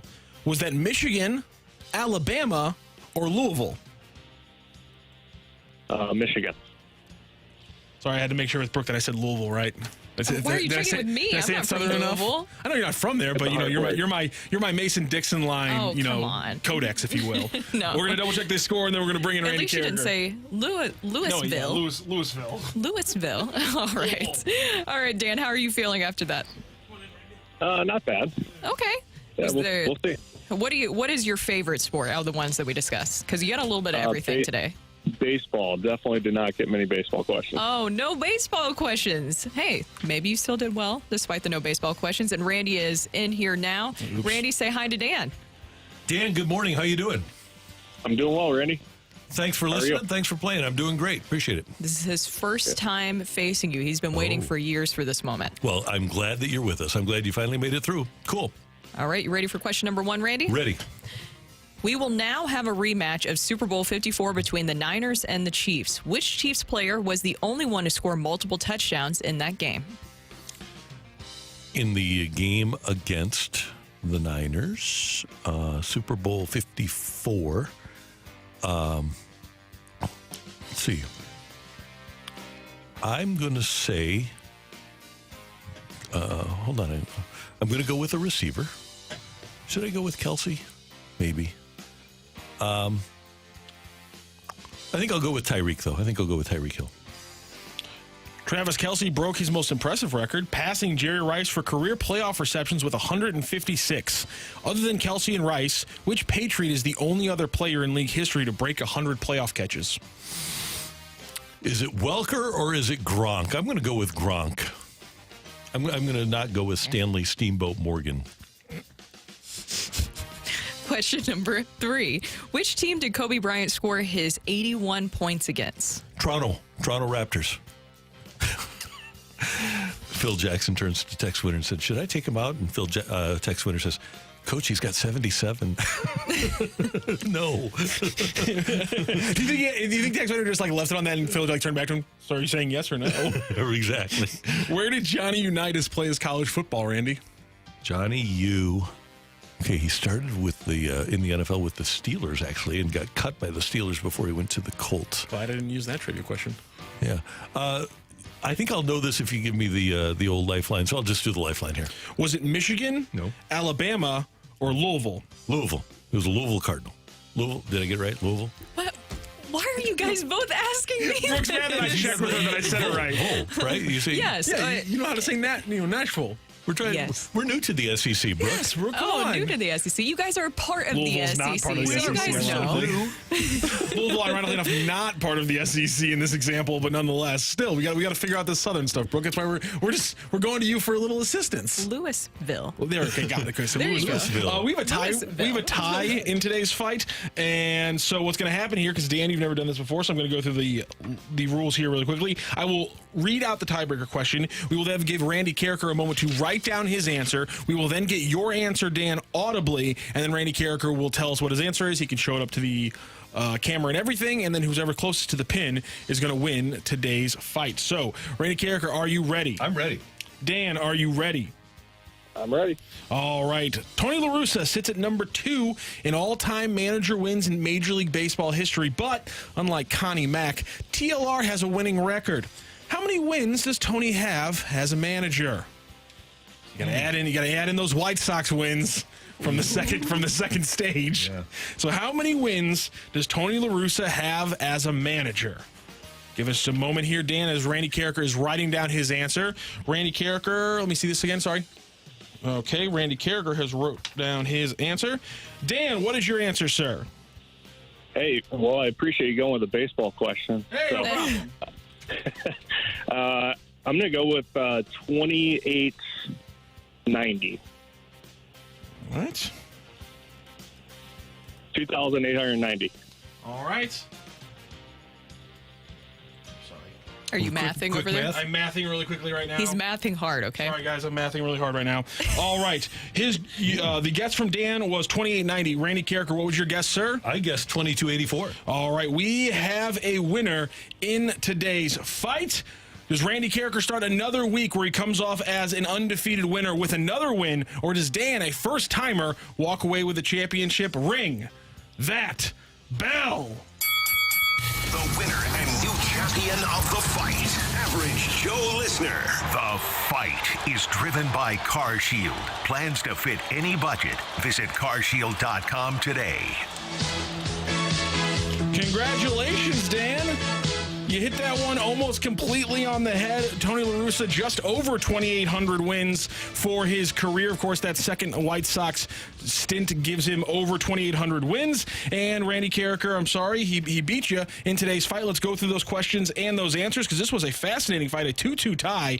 And you guys got a bunch of different ones correct. So let's go through this one. The rematch of Super Bowl 54 now between the Niners and the Chiefs. Which Chiefs player was the only one to score multiple TDs in that game? That was Damian Williams, who caught a pass from Mahomes and then ran it in from 33 yards out for the last 2 touchdowns. Travis Kelce broke the Jerry Rice record playoff career receptions with 156. It's actually Julian Edelman who has over 110 for the Patriots. Rob Gronkowski finished with 98 in his career. Tyreek Hill has 96 career playoff receptions, which is insane. Wow. Which team did Kobe score 81 points against? The Raptors, and of course Jalen Rose never lived it down the rest of his life. And where did Johnny Unitas play his college football? I did not know until yesterday that both Baltimore Stars are Louisville quarterbacks. Johnny Unitas from Louisville, and then the winner in the tiebreaker, Dan. So you will join us for another fight tomorrow. Congratulations on the win today, Dan. Thank you. Thank you. Dan, thanks for being with us. And by the way, it was I messed up my second digit. I knew that Tony finished with 20-something 84. I wrote down 2284. It was actually 2884, right? I just miswrote. So close, but Randy. This highlights what has to happen for you to beat the best. they have to slip up a little bit, and we saw it over the weekend. The best for you to get a chance, they gotta make their mistakes, and sometimes these happen and somebody slips by. Randy, I was having a conversation with Donnie Fandango in the hallway. I said, kind of like the Blues, he's a huge Buffalo Bills fan. Mm-hmm. Said sometimes you need to win a game where you aren't playing well. And that's what the Blues have been able to do. They've been able to win games where they haven't been at their best. The Bills aren't able to do that against Kansas City, unfortunately. Coming up here on 101 ESPN, does Tyler O'Neill's explanation of his relationship with Oli Marmol change how we view some of the Cardinal issues from last year? That's next on 101 ESPN.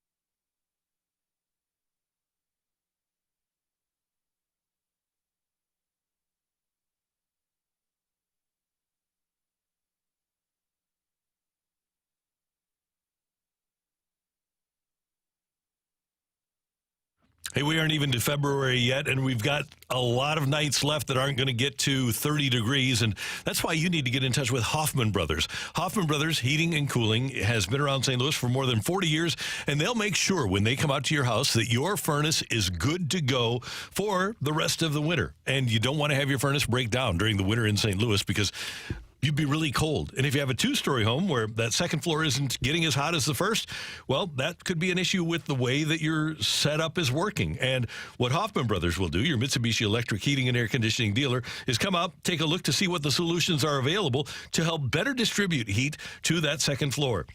You can find them on the web and make your appointment there at HoffmanBros.com, HOFFMANN, HoffmanBros.com, or give them a call, 314-664-3011, 314-664-3011. When's the last time you changed your furnace filter? Probably time to do that. Here's your friendly reminder from Hoffman Brothers, your Mitsubishi Electric heating and air conditioning dealer. Get that furnace checked. Do what the Kerber family does. Check it out with Hoffman Brothers.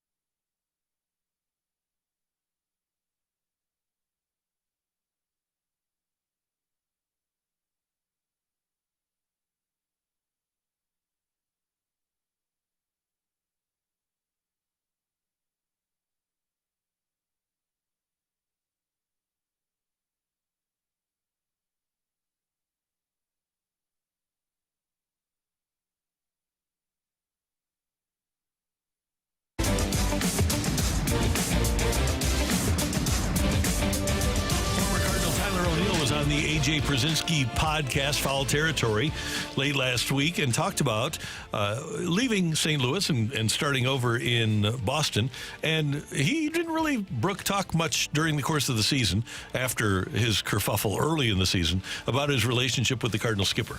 No, he really didn't. But Randy, I think also he was injured for a good portion of that. So I don't know if he was necessarily around enough to talk in the clubhouse. I don't think he was. No, but in this interview, I think that there's many different takeaways and ways to look at this. But they started out on this Foul Territory interview asking him about if you believe he will have kind of the same success story as Randy Arozarena and Adolis Garcia when he leaves the Cardinals.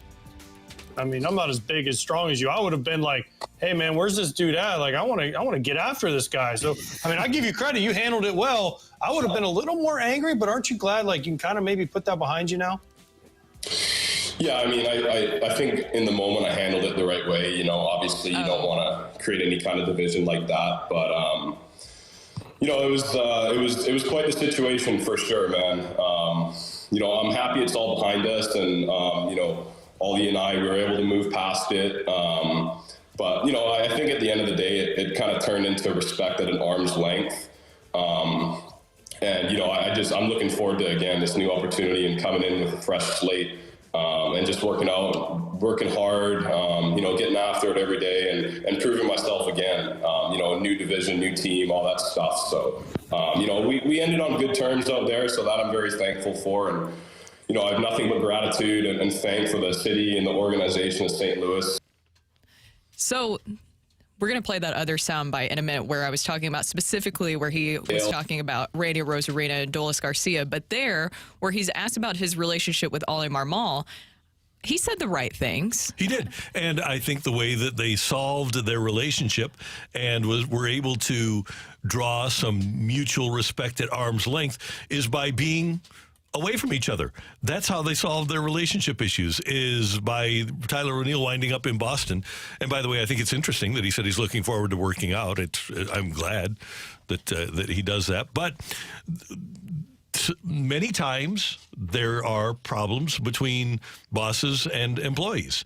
And Ollie was the manager and Tyler O'Neill was the player, and doesn't seem like they just got along very well. And it's a natural thing to happen, and the best thing to happen for Tyler O'Neill is to get out of here. Well, and there was many different things that happened with the Cardinals that became bigger than the game that was actually being played. And I don't think it's a coincidence that you have the Tyler O'Neill situation, regardless of maybe some other players felt like he was an issue in that clubhouse. But then you had the Wilson Contreras situation that also involved a lot of the pitchers. It seemed like there was constantly something going on where I don't think it's a coincidence, Rainey, I don't know if you do either, that this offseason there was such an emphasis on bringing in former players who have that experience, that knowledge, that know-how, who maybe wouldn't put up with certain things like that happening again. Don't you think that that's kind of a theme that's going on here? Because it just got so out of hand, I felt like, last season. It is. The clubhouse needs that sort of attitude and leadership. That's the best word for it in that clubhouse. And Ollie mentioned that he needs to be better than he was last year, that he wasn't as good as he could have been either.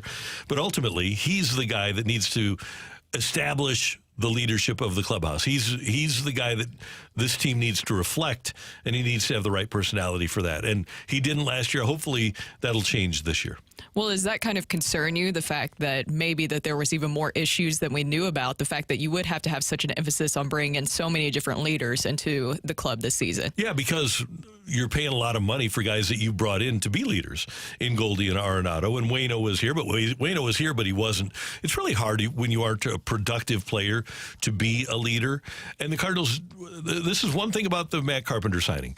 They didn't have that guy on their bench. And when you look at the real good teams under Tony La Russa, whether it was John Mabry or Eric Davis or Sean Dunston, they had a lot of guys, people like Miguel Cairo, that were able to bring some veteran leadership to the clubhouse. And the fact that last year you had essentially a rookie bench, you had no leadership from anybody that wasn't playing every day. And that really does make a difference for teams. I think that having people that have played and understand the rigors of a 6-month season, I think it makes a big difference. And that's hopefully the one thing that Matt Carpenter brings to the table. And you can speak to this more than I can because obviously you were here for the Tony La Russa era, but I always heard stories about that he would have his clubhouse leaders, the veterans, the guys in there who were kind of in charge of managing the clubhouse. And if it ever, for whatever reason, which it didn't seem like it would, if it would somehow be something that couldn't be solved by those leaders, then it would go to Tony La Russa. Right. Is that what they're trying to emulate here? I hope so. But again, and this is a young team. Tony always had veteran teams, but Tony was a veteran. By the time Tony got here, he'd been to 3 World Series and won. He was an established winner. He was regarded as the best manager in the game. That's just something that Ollie hasn't done yet, that Ollie is going to have to experience and he's going to have to earn to be that guy. But if you are a young player and Ollie Marmol brings you into the clubhouse after things don't work out with the leadership in the clubhouse, then it's probably time for you to go, like it was with Tyler O'Neill. Yeah, and the Tyler O'Neill situation, I think that there was a lot of other factors that happened there, and I understand Ollie Marmol calling him out for loafing it, and even that could be up to discussion of, basically if it should have been that way. There's a lot of different factors happening there, but the fact of the matter is that should have gotten to that point where it was so public. Because remember, even Mozeliak mentioned that he kind of wished that it would have stayed behind closed doors. It always should. In terms of hustling, and Ollie did say, hey, that's not the way we do things here, but he singled one guy out. And that's what hurts is players, if the coach or manager says about the team, hey, we need to play better, that's one thing. But Craig Berube was really good about that. He would single guys out, but in general, the whole team took the brunt of it, too. It's hard to single one guy out and then have him respond in a positive manner like that. And just real quick before we go, because I teased this earlier, where he was asked about if he will be kind of similar in the way of Randy Arozarena and Adolis Garcia having a lot of success after they leave. Here's Tyler O'Neill's response to that. Absolutely. That's definitely the goal. I'm more thinking about providing for Boston rather than, what I could have been for St. Louis at this point. But, to mention those two names, Arozarena and Garcia, man, I played with those guys in the minor leagues a little bit, the big leagues shortly. With the Cardinals, with those guys, and you can just tell the talent was oozing out of them. So it's just a matter of time for guys like that, and you saw him pop off last year, which is awesome. So I'm looking forward to getting in that new environment, playing every day, and just having that freedom to go out and play and fail, have it all part of the game.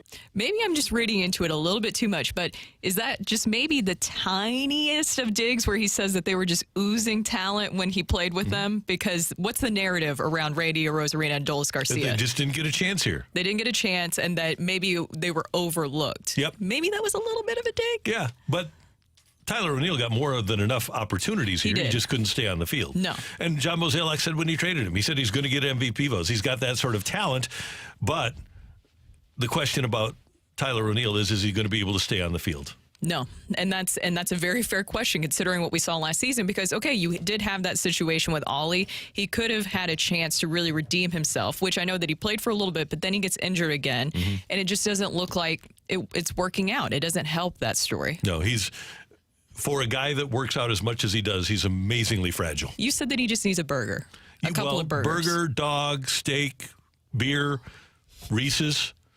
He needs something like that. So you need to get him the box of Reese's. Hey, a guy who played for his team, the Red Sox, famously said, Rod Beck did, you can't pull fat. It's so true, though. You can't. No. So that's what Tyler O'Neill needs to understand. He needs a little fat on that body. Just a little bit. Yep. That is our look at Tyler O'Neill. Coming up, we've got the Rush Hour Reset coming your way on 101 ESPN.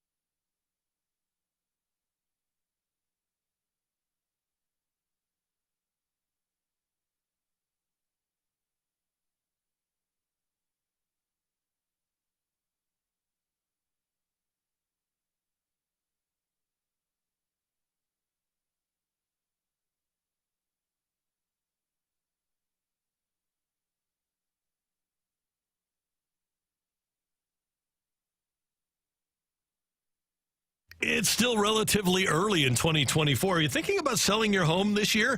Many home sellers are realizing a cash offer may be the best solution for them. However, unlike a local investor or real estate agent that gives you one option, Gloria Liu of Your Home Sold Guaranteed Realty is able to provide multiple cash offers if you want to sell your home without having to make costly repairs and deal with strangers in your home. You need to get to know Gloria like I have, because her name is her promise and says it all.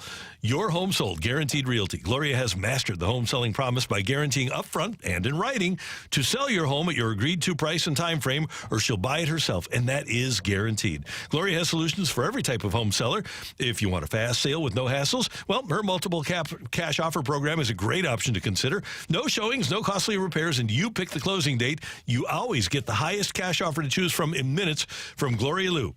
Give her a call today, 314-325-6888, 314-325-6888, or visit her on the web at gloriahasthebuyers.com.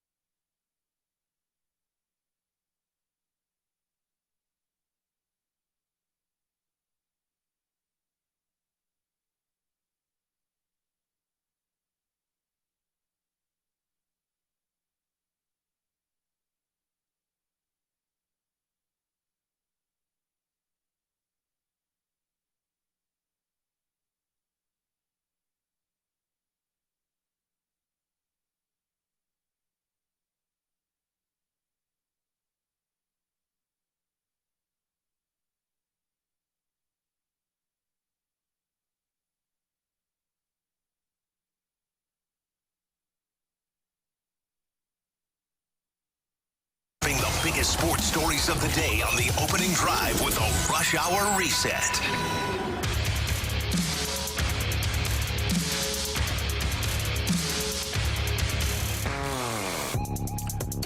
It is 9:04 in St. Louis. Your time check brought to you by Clarkson Jewelers, an officially licensed Rolex jeweler. Super Bowl 58 set for Vegas. 2 weeks from yesterday, it will be the Kansas City Chiefs, for the fourth time in 5 years in the Super Bowl, taking on the San Francisco 49ers. Chiefs beating Baltimore at Baltimore yesterday by a score of 17-10, and the Niners stormed back from a 24-7 halftime deficit, and they beat the Detroit Lions 34-31. I don't think I can be convinced otherwise that I should be just betting on the Chiefs from here on out. We said it last week, you should never underestimate the heart of a champion. And by the way, the 49ers are the favorites heading into this game. At least the early line has San Francisco as the favorite. But after this weekend, are you buying into that still? I think it's going to be a great game. I think it can go either way. But I think I would tend, if I had to put my own hard-earned money on it, I would bet on Patrick Mahomes doing something to give his team a victory. Well, not just that, but the Chiefs' defense is what you're betting on. Yeah, right. Because I thought that it was going to be a very close game, and it could be determined by the defenses between the Ravens and the Chiefs. Two really good defenses. But I wasn't expecting that from the Chiefs' defense. And I feel even bad for that because I've been big on the Chiefs' defense all season. And even then, I was kind of buying into the national narrative of, well, they're good, but they can't be that good against the Ravens. They're really talented and they're really well coached. And yeah, I'm all in on the Chiefs defense. They're something else. And obviously the big guy is the most expensive guy, Chris Jones, but he didn't have a monster day yesterday. It wasn't but the just rest about of the him. defensive backfield was great. The Snead and McDuffie, the corners, are great. They've just got a really good, well-oiled unit, and by all accounts, really, really smart. And they get after the quarterback. Do you feel like the Chiefs have almost turned into a villain story now? After it seemed like early on with Patrick Mahomes that it was a very lovable story, people liked it, but now they're creating this dynasty and they're so dominant, and Patrick Mahomes is in a league of his own right now amongst all the quarterbacks. Do you feel like they're almost turning into a villain story in a lot of different ways? Because then you add the Taylor Swift stuff to it. But outside of that, even if Taylor Swift wasn't a part of the story, it kind of seems like they're almost turning into the villains of the league. Look at who the most hated teams in sports are. The Dallas Cowboys, they used to win a lot. The New York Yankees, the St. Louis Cardinals, the Los Angeles Lakers, the Boston Celtics, the Duke Blue Devils basketball, formerly Notre Dame football, Alabama football. The teams that people hate are the teams that win a lot. You want to be hated. And the Chiefs are absolutely in that territory now. Although I think Mahomes is so likable, and Kelsey, and I know that there's people that they just don't want to see a woman involved with football, and that's why they don't like the idea of Taylor Swift being the girlfriend of Travis Kelce and being shown on TV. But I think most rational people like that part of the story too. The most recognizable person in the world now being at football games to cheer on her boyfriend. I think it's pretty cool, but I get why people, because we're in a society, Brooke, where people want to be outraged by something, right? They want to be mad at something, so they get mad at the success of the Kansas City Chiefs. That's so true. Everybody does want to be outraged now. Now, here's another follow-up question for you, because we were discussing this during the break, and I saw this all over social media last night from a lot of St. Louis-based accounts. What do you think about people who are from St. Louis who support the Chiefs, or really any, if you want to say any NFL team for that matter, but specifically the Chiefs? Well, if you support I don't support the National Football League financially. I don't do business with their business partners, although it's really hard because there's so many of them. But the product is fine. And here's the thing. There's a lot of people that never really bought in to the St. Louis Rams because they became Chiefs fans when the league wasn't here between 1988 and 1994. And that's when Marty Schottenheimer arrived on the scene in Kansas City. They were really good. They got Joe Montana for a couple of years, and that was really exciting. And so people have been hardcore Chiefs fans for a long time. And if you are looking for a franchise, if you're in Dubuque, Iowa, and don't have a franchise, and you look around the NFL and say, what would be an interesting team to like? Do you go to the one with the charismatic quarterback that's on every single commercial and the tight end who's got the superstar girlfriend and the team that's been to the Super Bowl in 4 out of 5 years? Why wouldn't you root? Or if you don't have any other rooting interest in the league, why wouldn't you root for that team? That's not a bad team to hitch your wagon to. There are bandwagon jumpers all over, and there's nothing wrong with being a bandwagon jumper for that franchise right now. Well, and I think if you're younger, right, then you're going to gravitate towards the exciting player. Yeah. And Patrick Mahomes is exciting. I mean, I'm definitely not a Chiefs fan, obviously a Titans fan, but still, I have so much respect for Patrick Mahomes just because of what he's able to do. I would love to, believe me, Titans fans know, I would love to have a quarterback like Patrick Mahomes that just lays it all out there on the field every single game. Yeah. And it's hard to hate that. they're You may a hate likable it, team. but you have to respect it. And by the way, the coach is extremely likable too. Andy Reid's a fun guy. So I have no problem if people want to cast their lot with the Chiefs. I have no problem with that at all. And I know there's people out there that ignorantly believe that Clark Hunt had something to do with the Rams leaving. Let me say this again. The only people that had anything to do with the Rams leaving were Jerry Jones and Roger Goodell. And then, obviously, Eric Grubman, who convinced the owners. But from an ownership standpoint, it was one owner. It was Jerry Jones, who flipped the room. And it was the commissioner of the league, Roger Goodell, that desperately wanted to solve his quote-unquote L.A. problem. But otherwise, Clark Hunt, when he was in the committee, the six-person committee, the relocation committee, he told that group, he said, look, I know L.A. I've studied L.A. L.A. won't support one team, let alone two. So why did he vote for Inglewood? Because at the time, the Rams were the only team that was going to move. He was thinking about the overall strength of the league. He didn't want to weaken the league on two fronts by having two franchises in L.A., which has proven to be correct because neither the Rams or the Chargers are getting their own fans there. No. Right? It's fans of other teams that are showing up. So Clark Hunt wasn't wrong with that assertion. Now, did it help us? No. But here's the thing. The committee voted 5-1 in favor of the Carson project, and for the first time in the history of the year, the league, and the league was 96 years old at the time, the ownership, because it was steamrolled by Jerry Jones, rejected a committee's recommendation. So, no, it wasn't Clark Hunt. It was Jerry Jones. It was, to an extent, Steve Biscotti, the owner of the Ravens, who asked for the private vote. Until that time, every other vote had been a hand vote in the room of the owners, and he asked for the private vote where everybody put their vote on a piece of paper. So Biscotti was complicit as well. But all Clark Hunt did was look at it from a business standpoint. And then, if you know anything about the history of the league, and this started back in 1960 with Wellington Mara, the late owner of the Giants, it's about league think. When Wellington Mara agreed to share New York's revenue with Green Bay's revenue, people kind of fell into line and said, okay, well, let's think as a league. And so, to this day, when they get into a room, they do tend to vote with the group. And there were two people that rejected that thought process. It was Michael Bidwell, Cardinals owner, and the late Jerry Richardson, owner of the Panthers. But that's just a long way of saying, if your reason for not liking the Chiefs is because you think Clark Hunt had something to do with the Rams leaving, that is not a factually based opinion that you have. We already are getting a lot of texts in about this. One from the 314, as a Missourian, Hunt should have voted against it regardless. It just points to screw the Chiefs. Well, and again, you can do that if you want, but I'm just saying it's wrong. It's just the point, excuse me.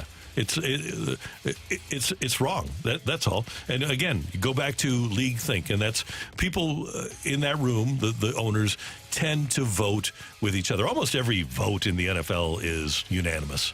And this one was weird because it was really a fractured group at that time. And obviously, Michael Bidwell has strong St. Louis ties, and he didn't want the Rams to leave. And Jerry Richardson, to his credit, he said the league will eventually regret leaving St. Louis. And those were the two that voted against it. Clark Hunt was falling into line with the rest of the ownership group. Do you think that it also has to do more with just kind of a city rivalry and hatred for each other? Could be. Yeah, it could be.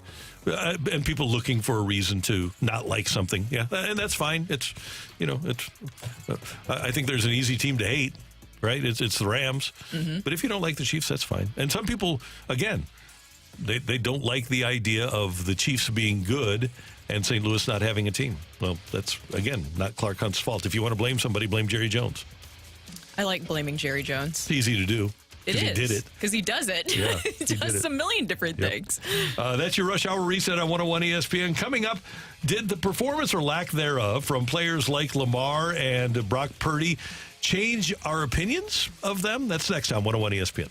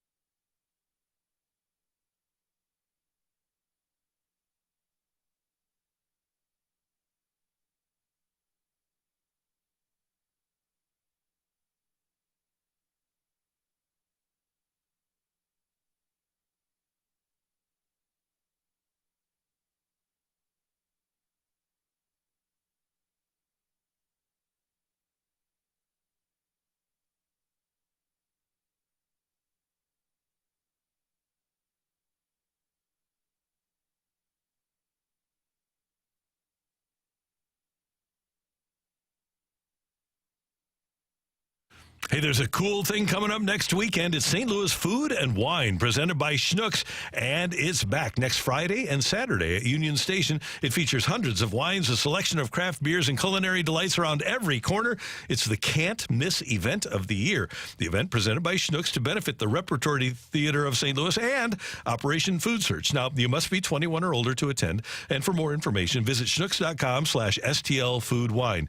Get your tickets today. Now, on Friday, from 7 to 10, it's the grand tasting event. You can spend your evening sampling exceptional vintages from prominent domestic and international vintners and feasting on gourmet food in the beautifully designed Grand Hall at St. Louis Union Station. Plus, a commemorative wine glass is included. And then on Saturday, from noon to 5, it's the main tasting event. A full day of sampling hundreds of wines and a variety of gourmet food offerings. Experience wine tastings from the world's premier growing regions. And again, a commemorative wine glass is included. That's Friday, February 2nd and Saturday, February 3rd at Union Station. Get more information at schnucks.com/STLFoodWine.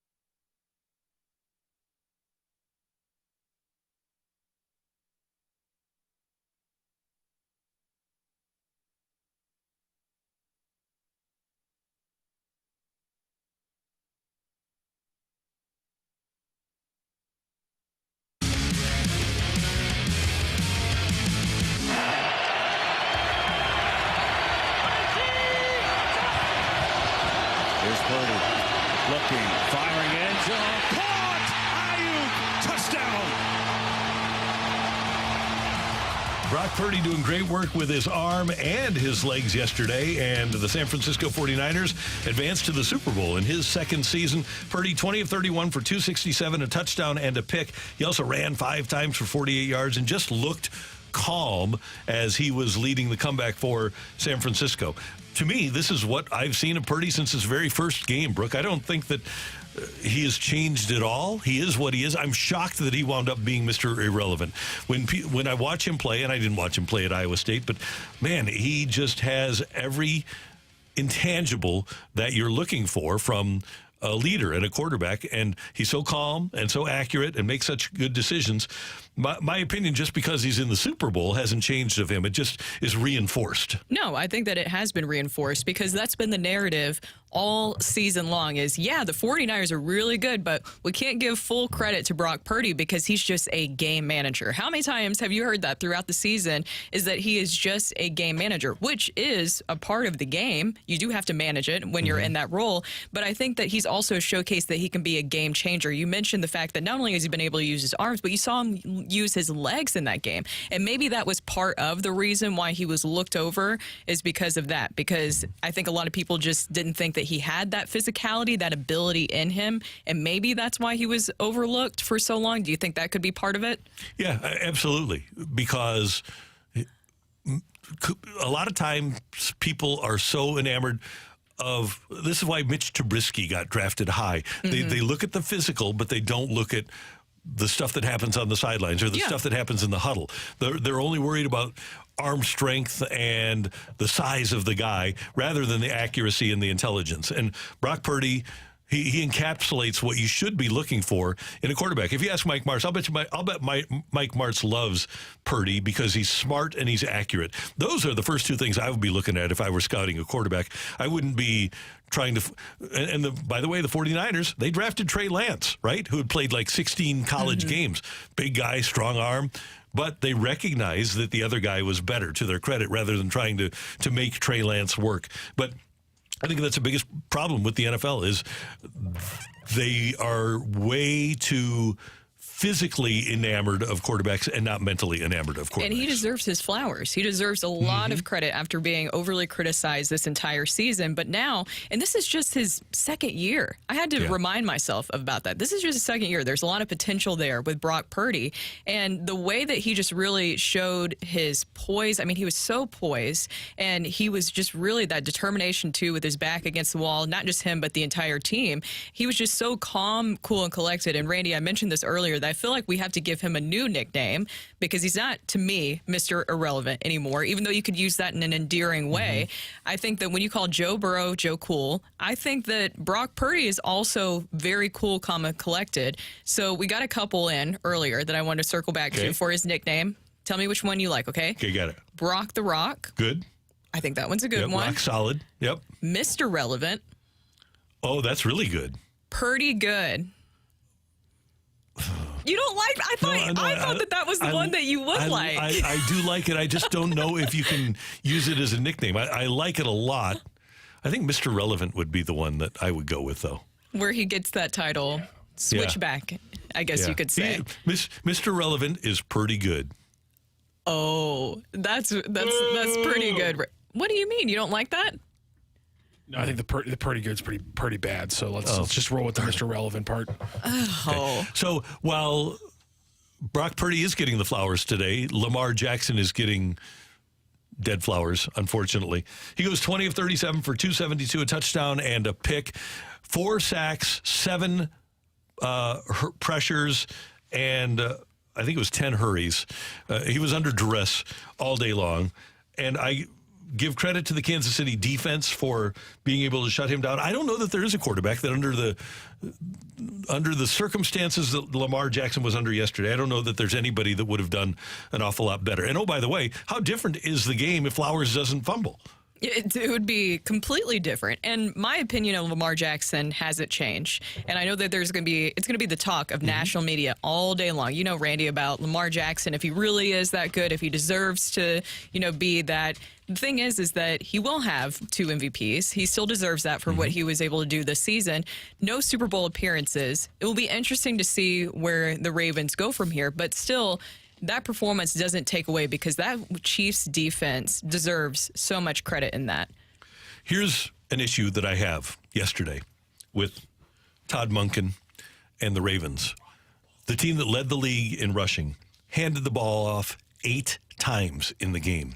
Lamar Jackson ran it 8.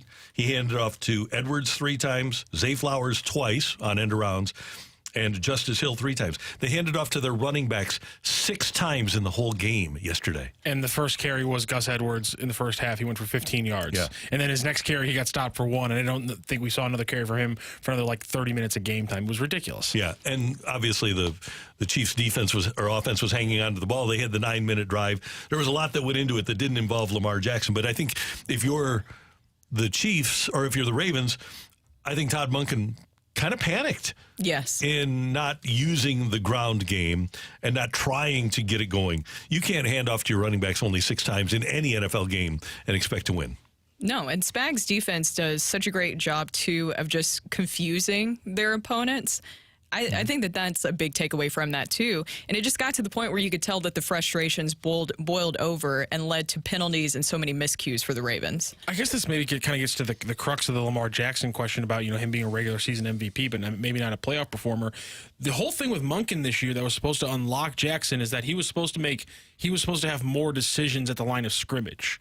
And so that makes me wonder, too, in that game plan, where's Lamar saying, check out of this, let's go to a run at some point in those plays? Was that option still there for him, or was he not reading the defense correctly, and was Spags' confusion throwing off their ability to even check to the run? I think it could be both, honestly. And I think with Lamar Jackson, obviously we know he's an incredibly dynamic quarterback and runner, but one of my keys going into it, what I was looking for is that when he presses the line of scrimmage, that's what makes him really tough. And I feel like Spags and the Chiefs were just fully prepared for that, where he was thrown off, and obviously the Ravens were thrown off too. Yeah, there's nobody better right now at developing a game plan to take away your best performer than Spags. He just finds a way to do it. And especially with adjustments, the Buffalo game, a perfect example where Buffalo had a pretty good first half, but they didn't score in the second half, I don't believe. And that was just all based on Spagnuolo going up to the whiteboard and making changes and adjustments and having a really smart young group that was able to adapt to that.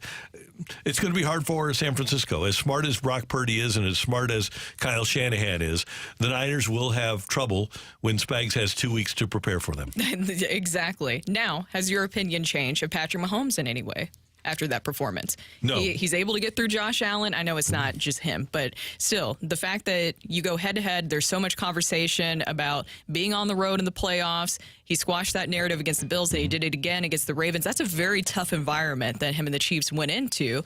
Does your narrative change of Patrick Mahomes in any way? I already thought he was the best guy, so I still think he's the best guy.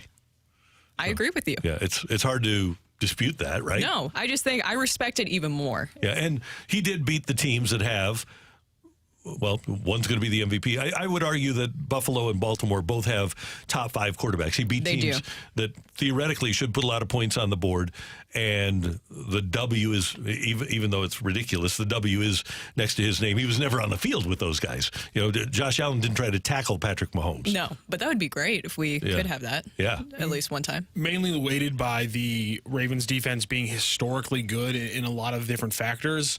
Mahomes and this Chiefs team it'll be like a top 10 total like defenses faced in a playoff round if they win this Super Bowl. Taking out the Ravens, the 49ers, the Dolphins, and the Bills. It'll be one of the 5 hardest runs through defenses for any Super Bowl team out there. 2 other teams, by the way, a Chiefs team from 3 years ago, and both Giants teams. Wow. That won Super Bowls against the Patriots. That's a good one. Good note, Matthew. Coming up here on 101 ESPN, why have the Blues been able to win 5 in a row? I don't know. We'll tell you what we think next on 101 ESPN. We'll try to figure it out.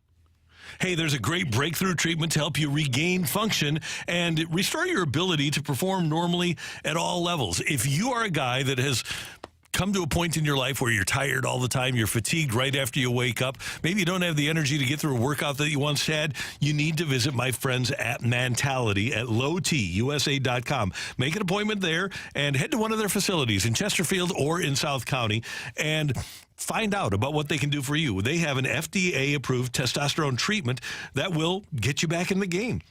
Board-certified physicians are going to find out where your testosterone level is, and they're going to restore it. And a low testosterone level leads to low energy and low motivation and fatigue and being tired all the time and being moody and maybe even not being as sharp mentally as you used to be. Well, at Mentality, they're going to restore all of that, and they're going to get you feeling great. It's a great local clinic. They're going to help you out with working with your insurance company so that your out-of-pocket expenses are as little as possible at Mentality. Get started today. Be the person that you want to be. Be the guy you want to be by going to lowtusa.com.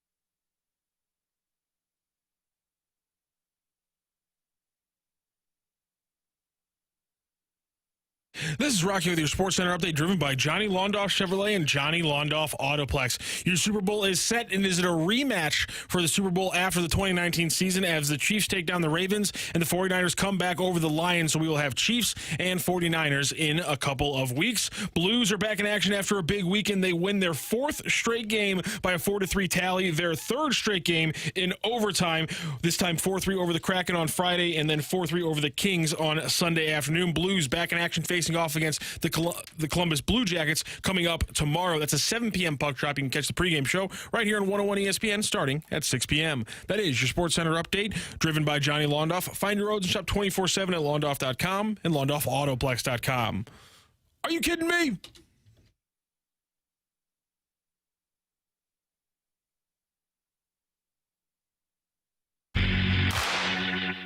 Pavel to Shin to Buchnevich. They score! Bring out the Zamboni. Overtime heroics again. And the Blues have swept the road trip. A 4-3 win over the Kraken. Buchnevich, the hero. Pavel Buchnevich launches a pass to Shin. Shin, a partial break. Shoots. Score! The captain, the hero, the game winner.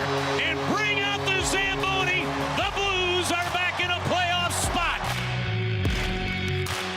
The Blues have won 5 in a row, and 4 of those victories are by 4-3 scores over Calgary, Vancouver, Seattle, and the Kings. And the Dom Lucian guy over at The Athletic, he must be going crazy that the Blues have won 5 in a row, right? You've never forgotten about him, have you, Randy? Oh, no, because well, anybody who says that expected goals are more important than real goals, I have trouble respecting that. But isn't that fun? Like, you're expecting them. I do expect it's like them, but fantasy. My favorite ones are the ones that I don't expect. And they surprise you? And they wind up winning a game for my team. And then they count? Yeah. Oh. Because here's the thing. We wouldn't even need to play. We wouldn't even need to pay for tickets if we just went by expected wins, right? We could just cancel the season and go with expected goals, expected wins, and we're golden. Do you think that last season, with the Cardinals being the Grapefruit League champs, that maybe the expectation was pretty high? There was a lot of high expectations with the Cardinals. So if you just would have based it off of that, you could say, oh, we don't even do this season. But the Pacoda people, unfortunately, were probably right for well, they weren't really. I think they had the Cardinals at like 81 wins. Mm-hmm. But the Pacoda projections are never great. So Jeremy Rutherford has a great piece up at The Athletic as to why the Blues are hot right now. And he starts with the fact that the defense is playing great, and especially Leddy and Parayko. And they brought Nick Leddy here to be a partner with Colton Parayko. And in the last 5 games, actually the last month or so, those two together are playing better together than they ever have. I wonder how much of that is Drew Bannister. I think Drew Bannister could be a big part of that. I think that there's also something else at play here that I just think is interesting. And I think a lot of this has to do with Justin Falk. Obviously has been dealing with an injury, and he's likely to be now shut down through the All-Star break. So this is something that has been nagging him. But do you remember that goal that was right off of his skate? And there was a lot of different moments with Justin Falk this season. And I don't know if he's been dealing with an injury the entire season. But do you think that there's something there with that he hasn't been out there and the Blues have been playing well? Or is it just the fact of guys stepping up? I would have to think that it's just coincidence. Now, one thing that has happened is that Matt Kessel has been getting more ice time. And obviously Parayko is playing more than he ever has, at least since he got the big contract with the Blues. So perhaps there's something to it that the ice time that Falk gets takes away from some of the effectiveness that other people get when they get an opportunity to play a lot. That could be the case. I agree with you on that. Then he missed his third straight game with what is, I guess, is being labeled as a lower body injury that he sustained back on December 29th, according to Luke Korak. And now you have Scott Perunovich also dealing with a lower body injury, as Kerb's mentioned, so we'll have to see where that goes. But I think defensively, it all goes back to Colton Parayko and how he is setting the tone for this defensive unit. And I think Nick Leddy has steadily improved this season. He has, and he's showing that skating ability again, and for whatever reason, he and Parayko are meshing, and that's a big thing. The biggest thing, though, Brooke, it's the goaltending, isn't it? It is. The Blues have allowed a ton of shots. They have the 8th highest save percentage as a team in the league at .908, and even though the goals against average is not great, 3.15, they're saving pucks when they need to. And you never know when a timely save is going to come. There's no analytic for that, but the Blues seem to be getting a ton of timely saves, too. Yeah, I agree. I think that their goaltending has helped a lot, especially Jordan Binnington. So many of the players after the games have talked about him and how big of a difference maker that he's been. But then you also look at the forward groups, right? I feel like you're starting to now see some more chemistry, especially with your top 6, but your bottom 6 as well. Yeah. And it's funny because I don't think that the bottom 6 is super talented. No. But they're playing great systemic hockey. They're playing together, connected hockey.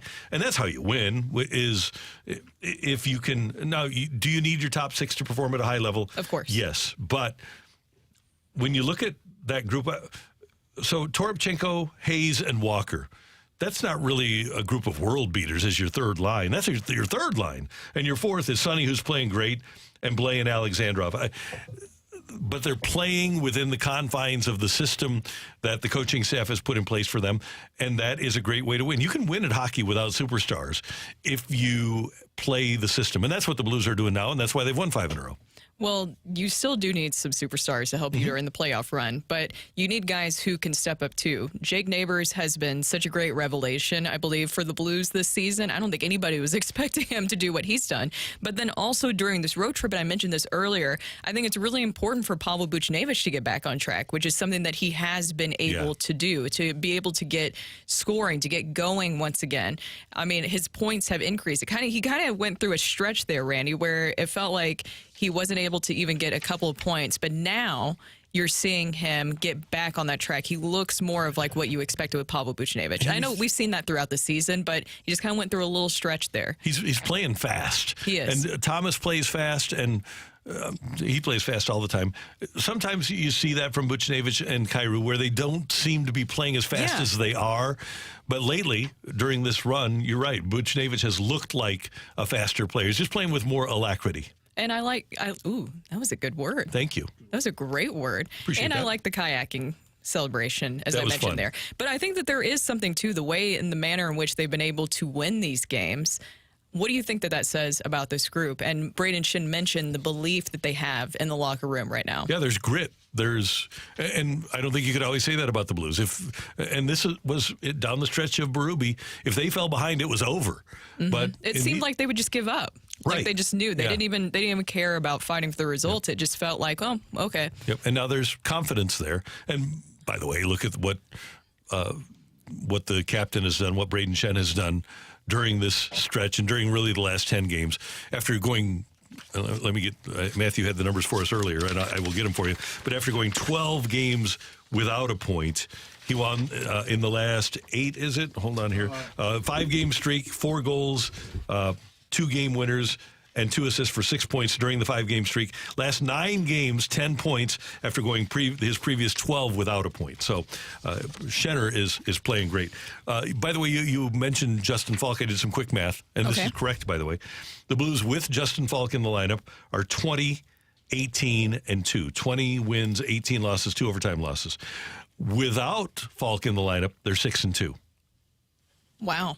So that is some good math. Small sample size, but 20, 18, and 2 with Justin in the lineup, 6-2-0 without him in the lineup. And I think that a big thing is health for Justin Falk. Obviously, as I mentioned there, that Lou Korak has, that he's been dealing with this lower body injury since December 29th. Mm-hmm. And Bannister has mentioned that this is really just about getting him back to 100% health because, I mean, that's a big factor. We talked about Colm Parayko, about his health and how that's been such a key success for the season. I think the same goes for Justin Falk, too. Yeah, no doubt about it. And this break, as Kerbs mentioned, the Blues are off after tomorrow until February 10th. So it'll be a beneficial break to get him healthy. Oh, Mexico. You think they all go to Mexico? No, Kyrou said he's going to Toronto, but not for the All-Star game. But most of them are going to Mexico. Where would you go if you were a hockey player on your All-Star break? Oh, I would find probably something domestic but sunny. Okay. Yeah, I would definitely. You would find a golf course. Yeah, I'd probably go to the Valley of the Sun. I was gonna say, Granny's going to Arizona. Let's like, why are we even flubbing this? Granny's going to Arizona every time. I am. You're right. You're 100%. You don't want to go too far away because then what if you get stuck? That would be my thought process. Yeah, that's true. Yeah. It depends on where you get stuck. And if they have good food. If I was playing, come back. If I was playing in the NHL and they're like, yeah, you got a whole week. I don't know if I would be able to go somewhere that didn't have like a place where like a pool was see-through through like my floor. Like that would be like my baseline of like, where are you going? Anywhere that has a floor that I can look down into the ocean below my room. That's my baseline if I'm the NHL for this week. I wouldn't do anything else. Yeah, I would just need a beach. Exactly. That's good. Coming up, we're going to head down the stretch with an edition of Rocc Roll here on 101 ESPN.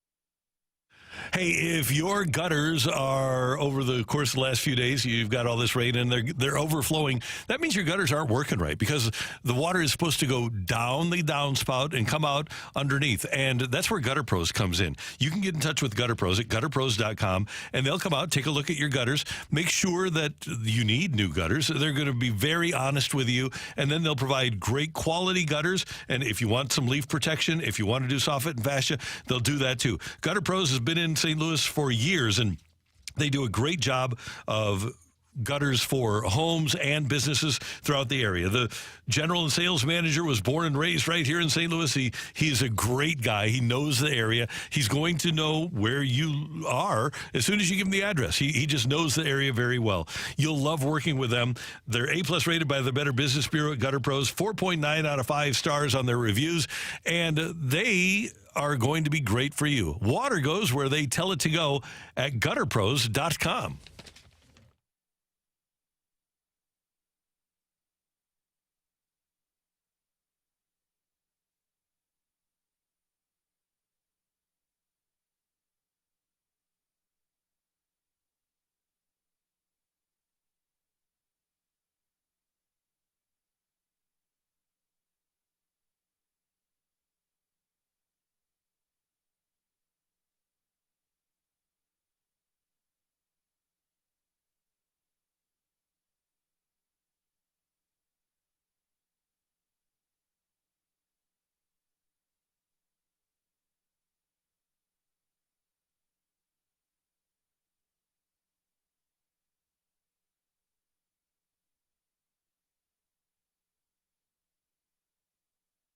Rock today. It's time for Rock and Roll here on 101 ESPN. Matthew, what do you got for us? Can we talk for a second about the Dan Campbell decision that no one's criticizing, but probably was in a vacuum, the dumbest coaching decision made yesterday? What are you doing running the ball on 3rd and 1, under 2 minutes left, when you're going to need another possession to make the game even a question? And if you look at the timing, if you don't have to use the timeout there, they probably get the ball back. Yeah, it's probably like 15 to 30 seconds, but they could have gotten the ball back if he doesn't burn that play. What are they doing running the ball? I don't know if that's Ben Johnson screwing up there, if Campbell allows it, but that's a huge mistake that we haven't talked about this entire show, and I think that needs to be focused on a little bit. Okay, here's what the Clark Hunt didn't want the Rams in St. Louis people are going to tell you. They're going to say that Ben Johnson made that play call because he didn't want to win the game because he wants to take over Washington, and he wouldn't be able to take over Washington if the Lions were in the Super Bowl. Oh, there you go. I'm fully buying into that one, Randy. Yeah. It makes so much sense, especially for those people who are talking about Hunt. Yeah, the conspiracy theorists. Yeah, the conspiracy theorists. Yeah, that is a curious play call on the Lions. That was so weird. Yeah. Well, and that was one of many. What do you think? Because we also got a text in earlier, and I can't find it now, but somebody saying that it was just a lazy take to talk about Dan Campbell and his coaching decisions, that wasn't the reason why they lost. Well, then America is making lazy takes today because everybody's talking about it. That might be a lazy take, but it might not be the reason. Lazy. We don't know that the field goals would have gone through the uprights, but if you're up 27-10 in the third quarter, it's a lot better than 2 touchdowns because they came right back, scored on you, and then they tied the game 24-24. I don't think it's a lazy take at all. That was a first guess on most fans' and observers' parts. Well, it's the first thing that you definitely notice because you just take the points. Yep, and he talked about it, right? He did. Dan Campbell talked about it. He didn't. He said, I understand why you would ask that question. Mm-hmm. He didn't call it a lazy take. So if Dan Campbell gets it, then why shouldn't we all? And I understand that the Reynolds drop on 4th down was a huge moment, and there were several others like that as well. But that just kind of goes into what we're talking about in general, is that you can't make mistakes like that at all. Right. Coaching mistakes, player mistakes like that in a game, especially against the 49ers, especially against them. Yeah. And sticking with... can I make one other point here? Go ahead. When you give up the ball, it doesn't count this way, but when you give up the ball on a couple of 4th downs like that, on 4th and 2, and don't get points out of it, that's a turnover. And that's so you cost your team 2 turnovers deep in enemy territory. And I like Dan Campbell a lot. So I think a lot of people sometimes can't separate the two, that you take it as a full shot at Dan Campbell and everything that he's accomplished this season. It's not about that. I don't think that's not what I'm saying. I have really enjoyed Dan Campbell. I think he's very bullish, obviously very stubborn, and it's worked for them all season. And why, I'm sure in his head, he's thinking, why wouldn't it work now? Because that's 100% him banking on his guys. But once again, it's different during the regular season than the postseason. The mistakes are magnified, and the points, you have to take them when you get a chance. Right. Even if it's not the exciting, sexy thing to do.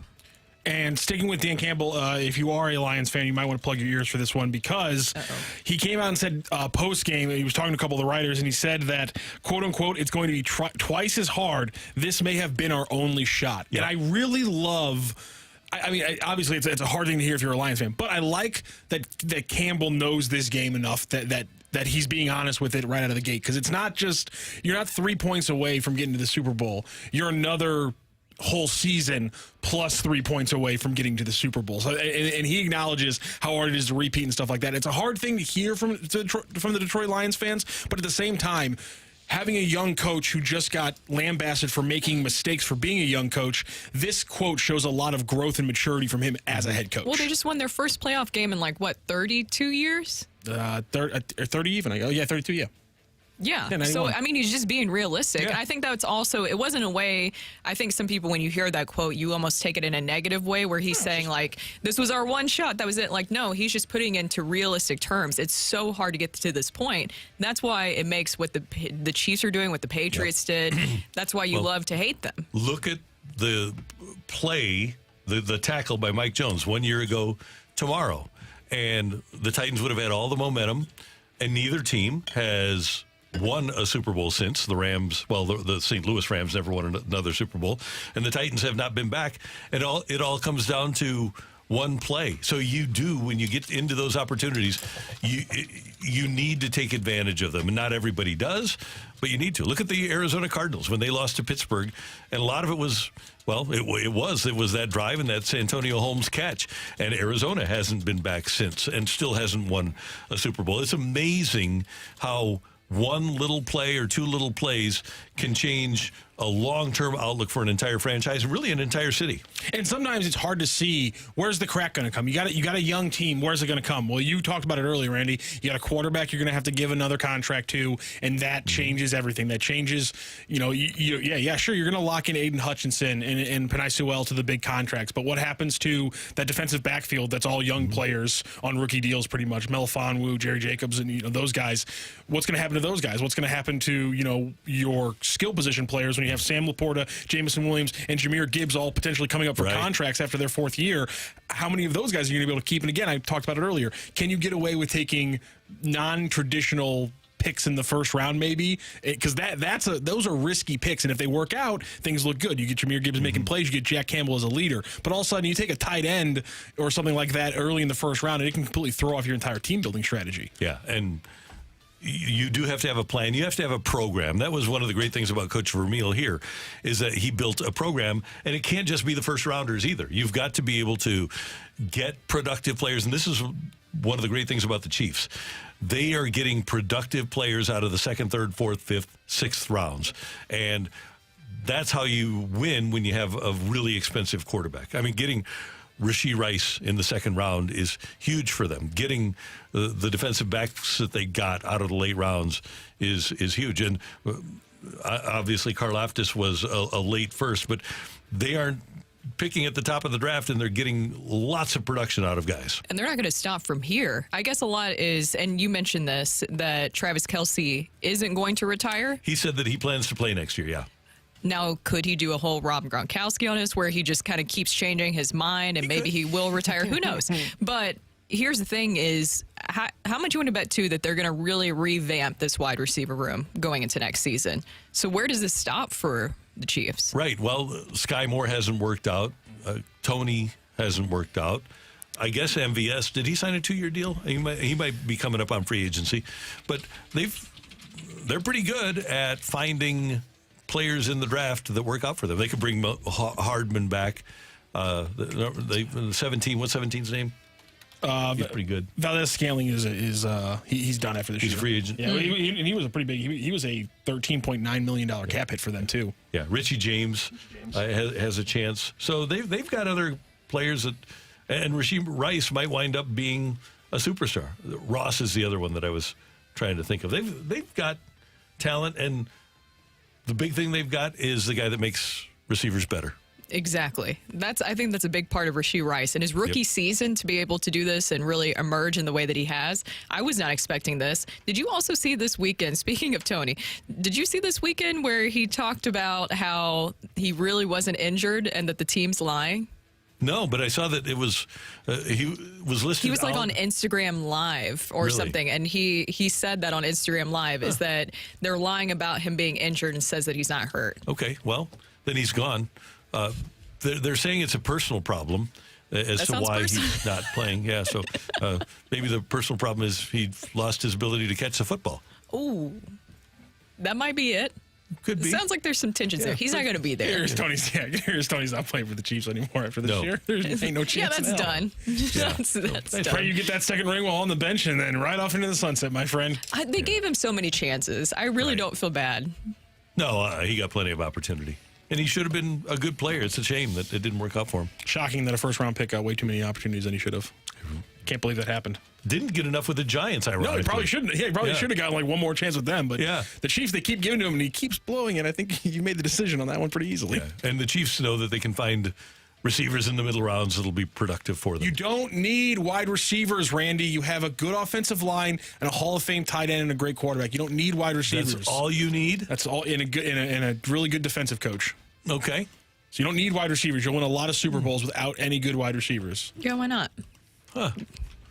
It's not like Tom Brady had a Super Bowl lull there and then went to Tampa Bay with Chris Godwin and Mike Evans and immediately won a Super Bowl. I'm going to study this. I'm going to do some research. I'm just saying. So you're going to study this. By the way, I love our texters. This one from the 314. Brooke, you brought this to my attention as we head down the stretch here. Randy has been anti-STL on the whole Rams thing for years. So you know what I did? I just sent him your speech on YouTube of where you tried to convince the Rams to stay in St. Louis.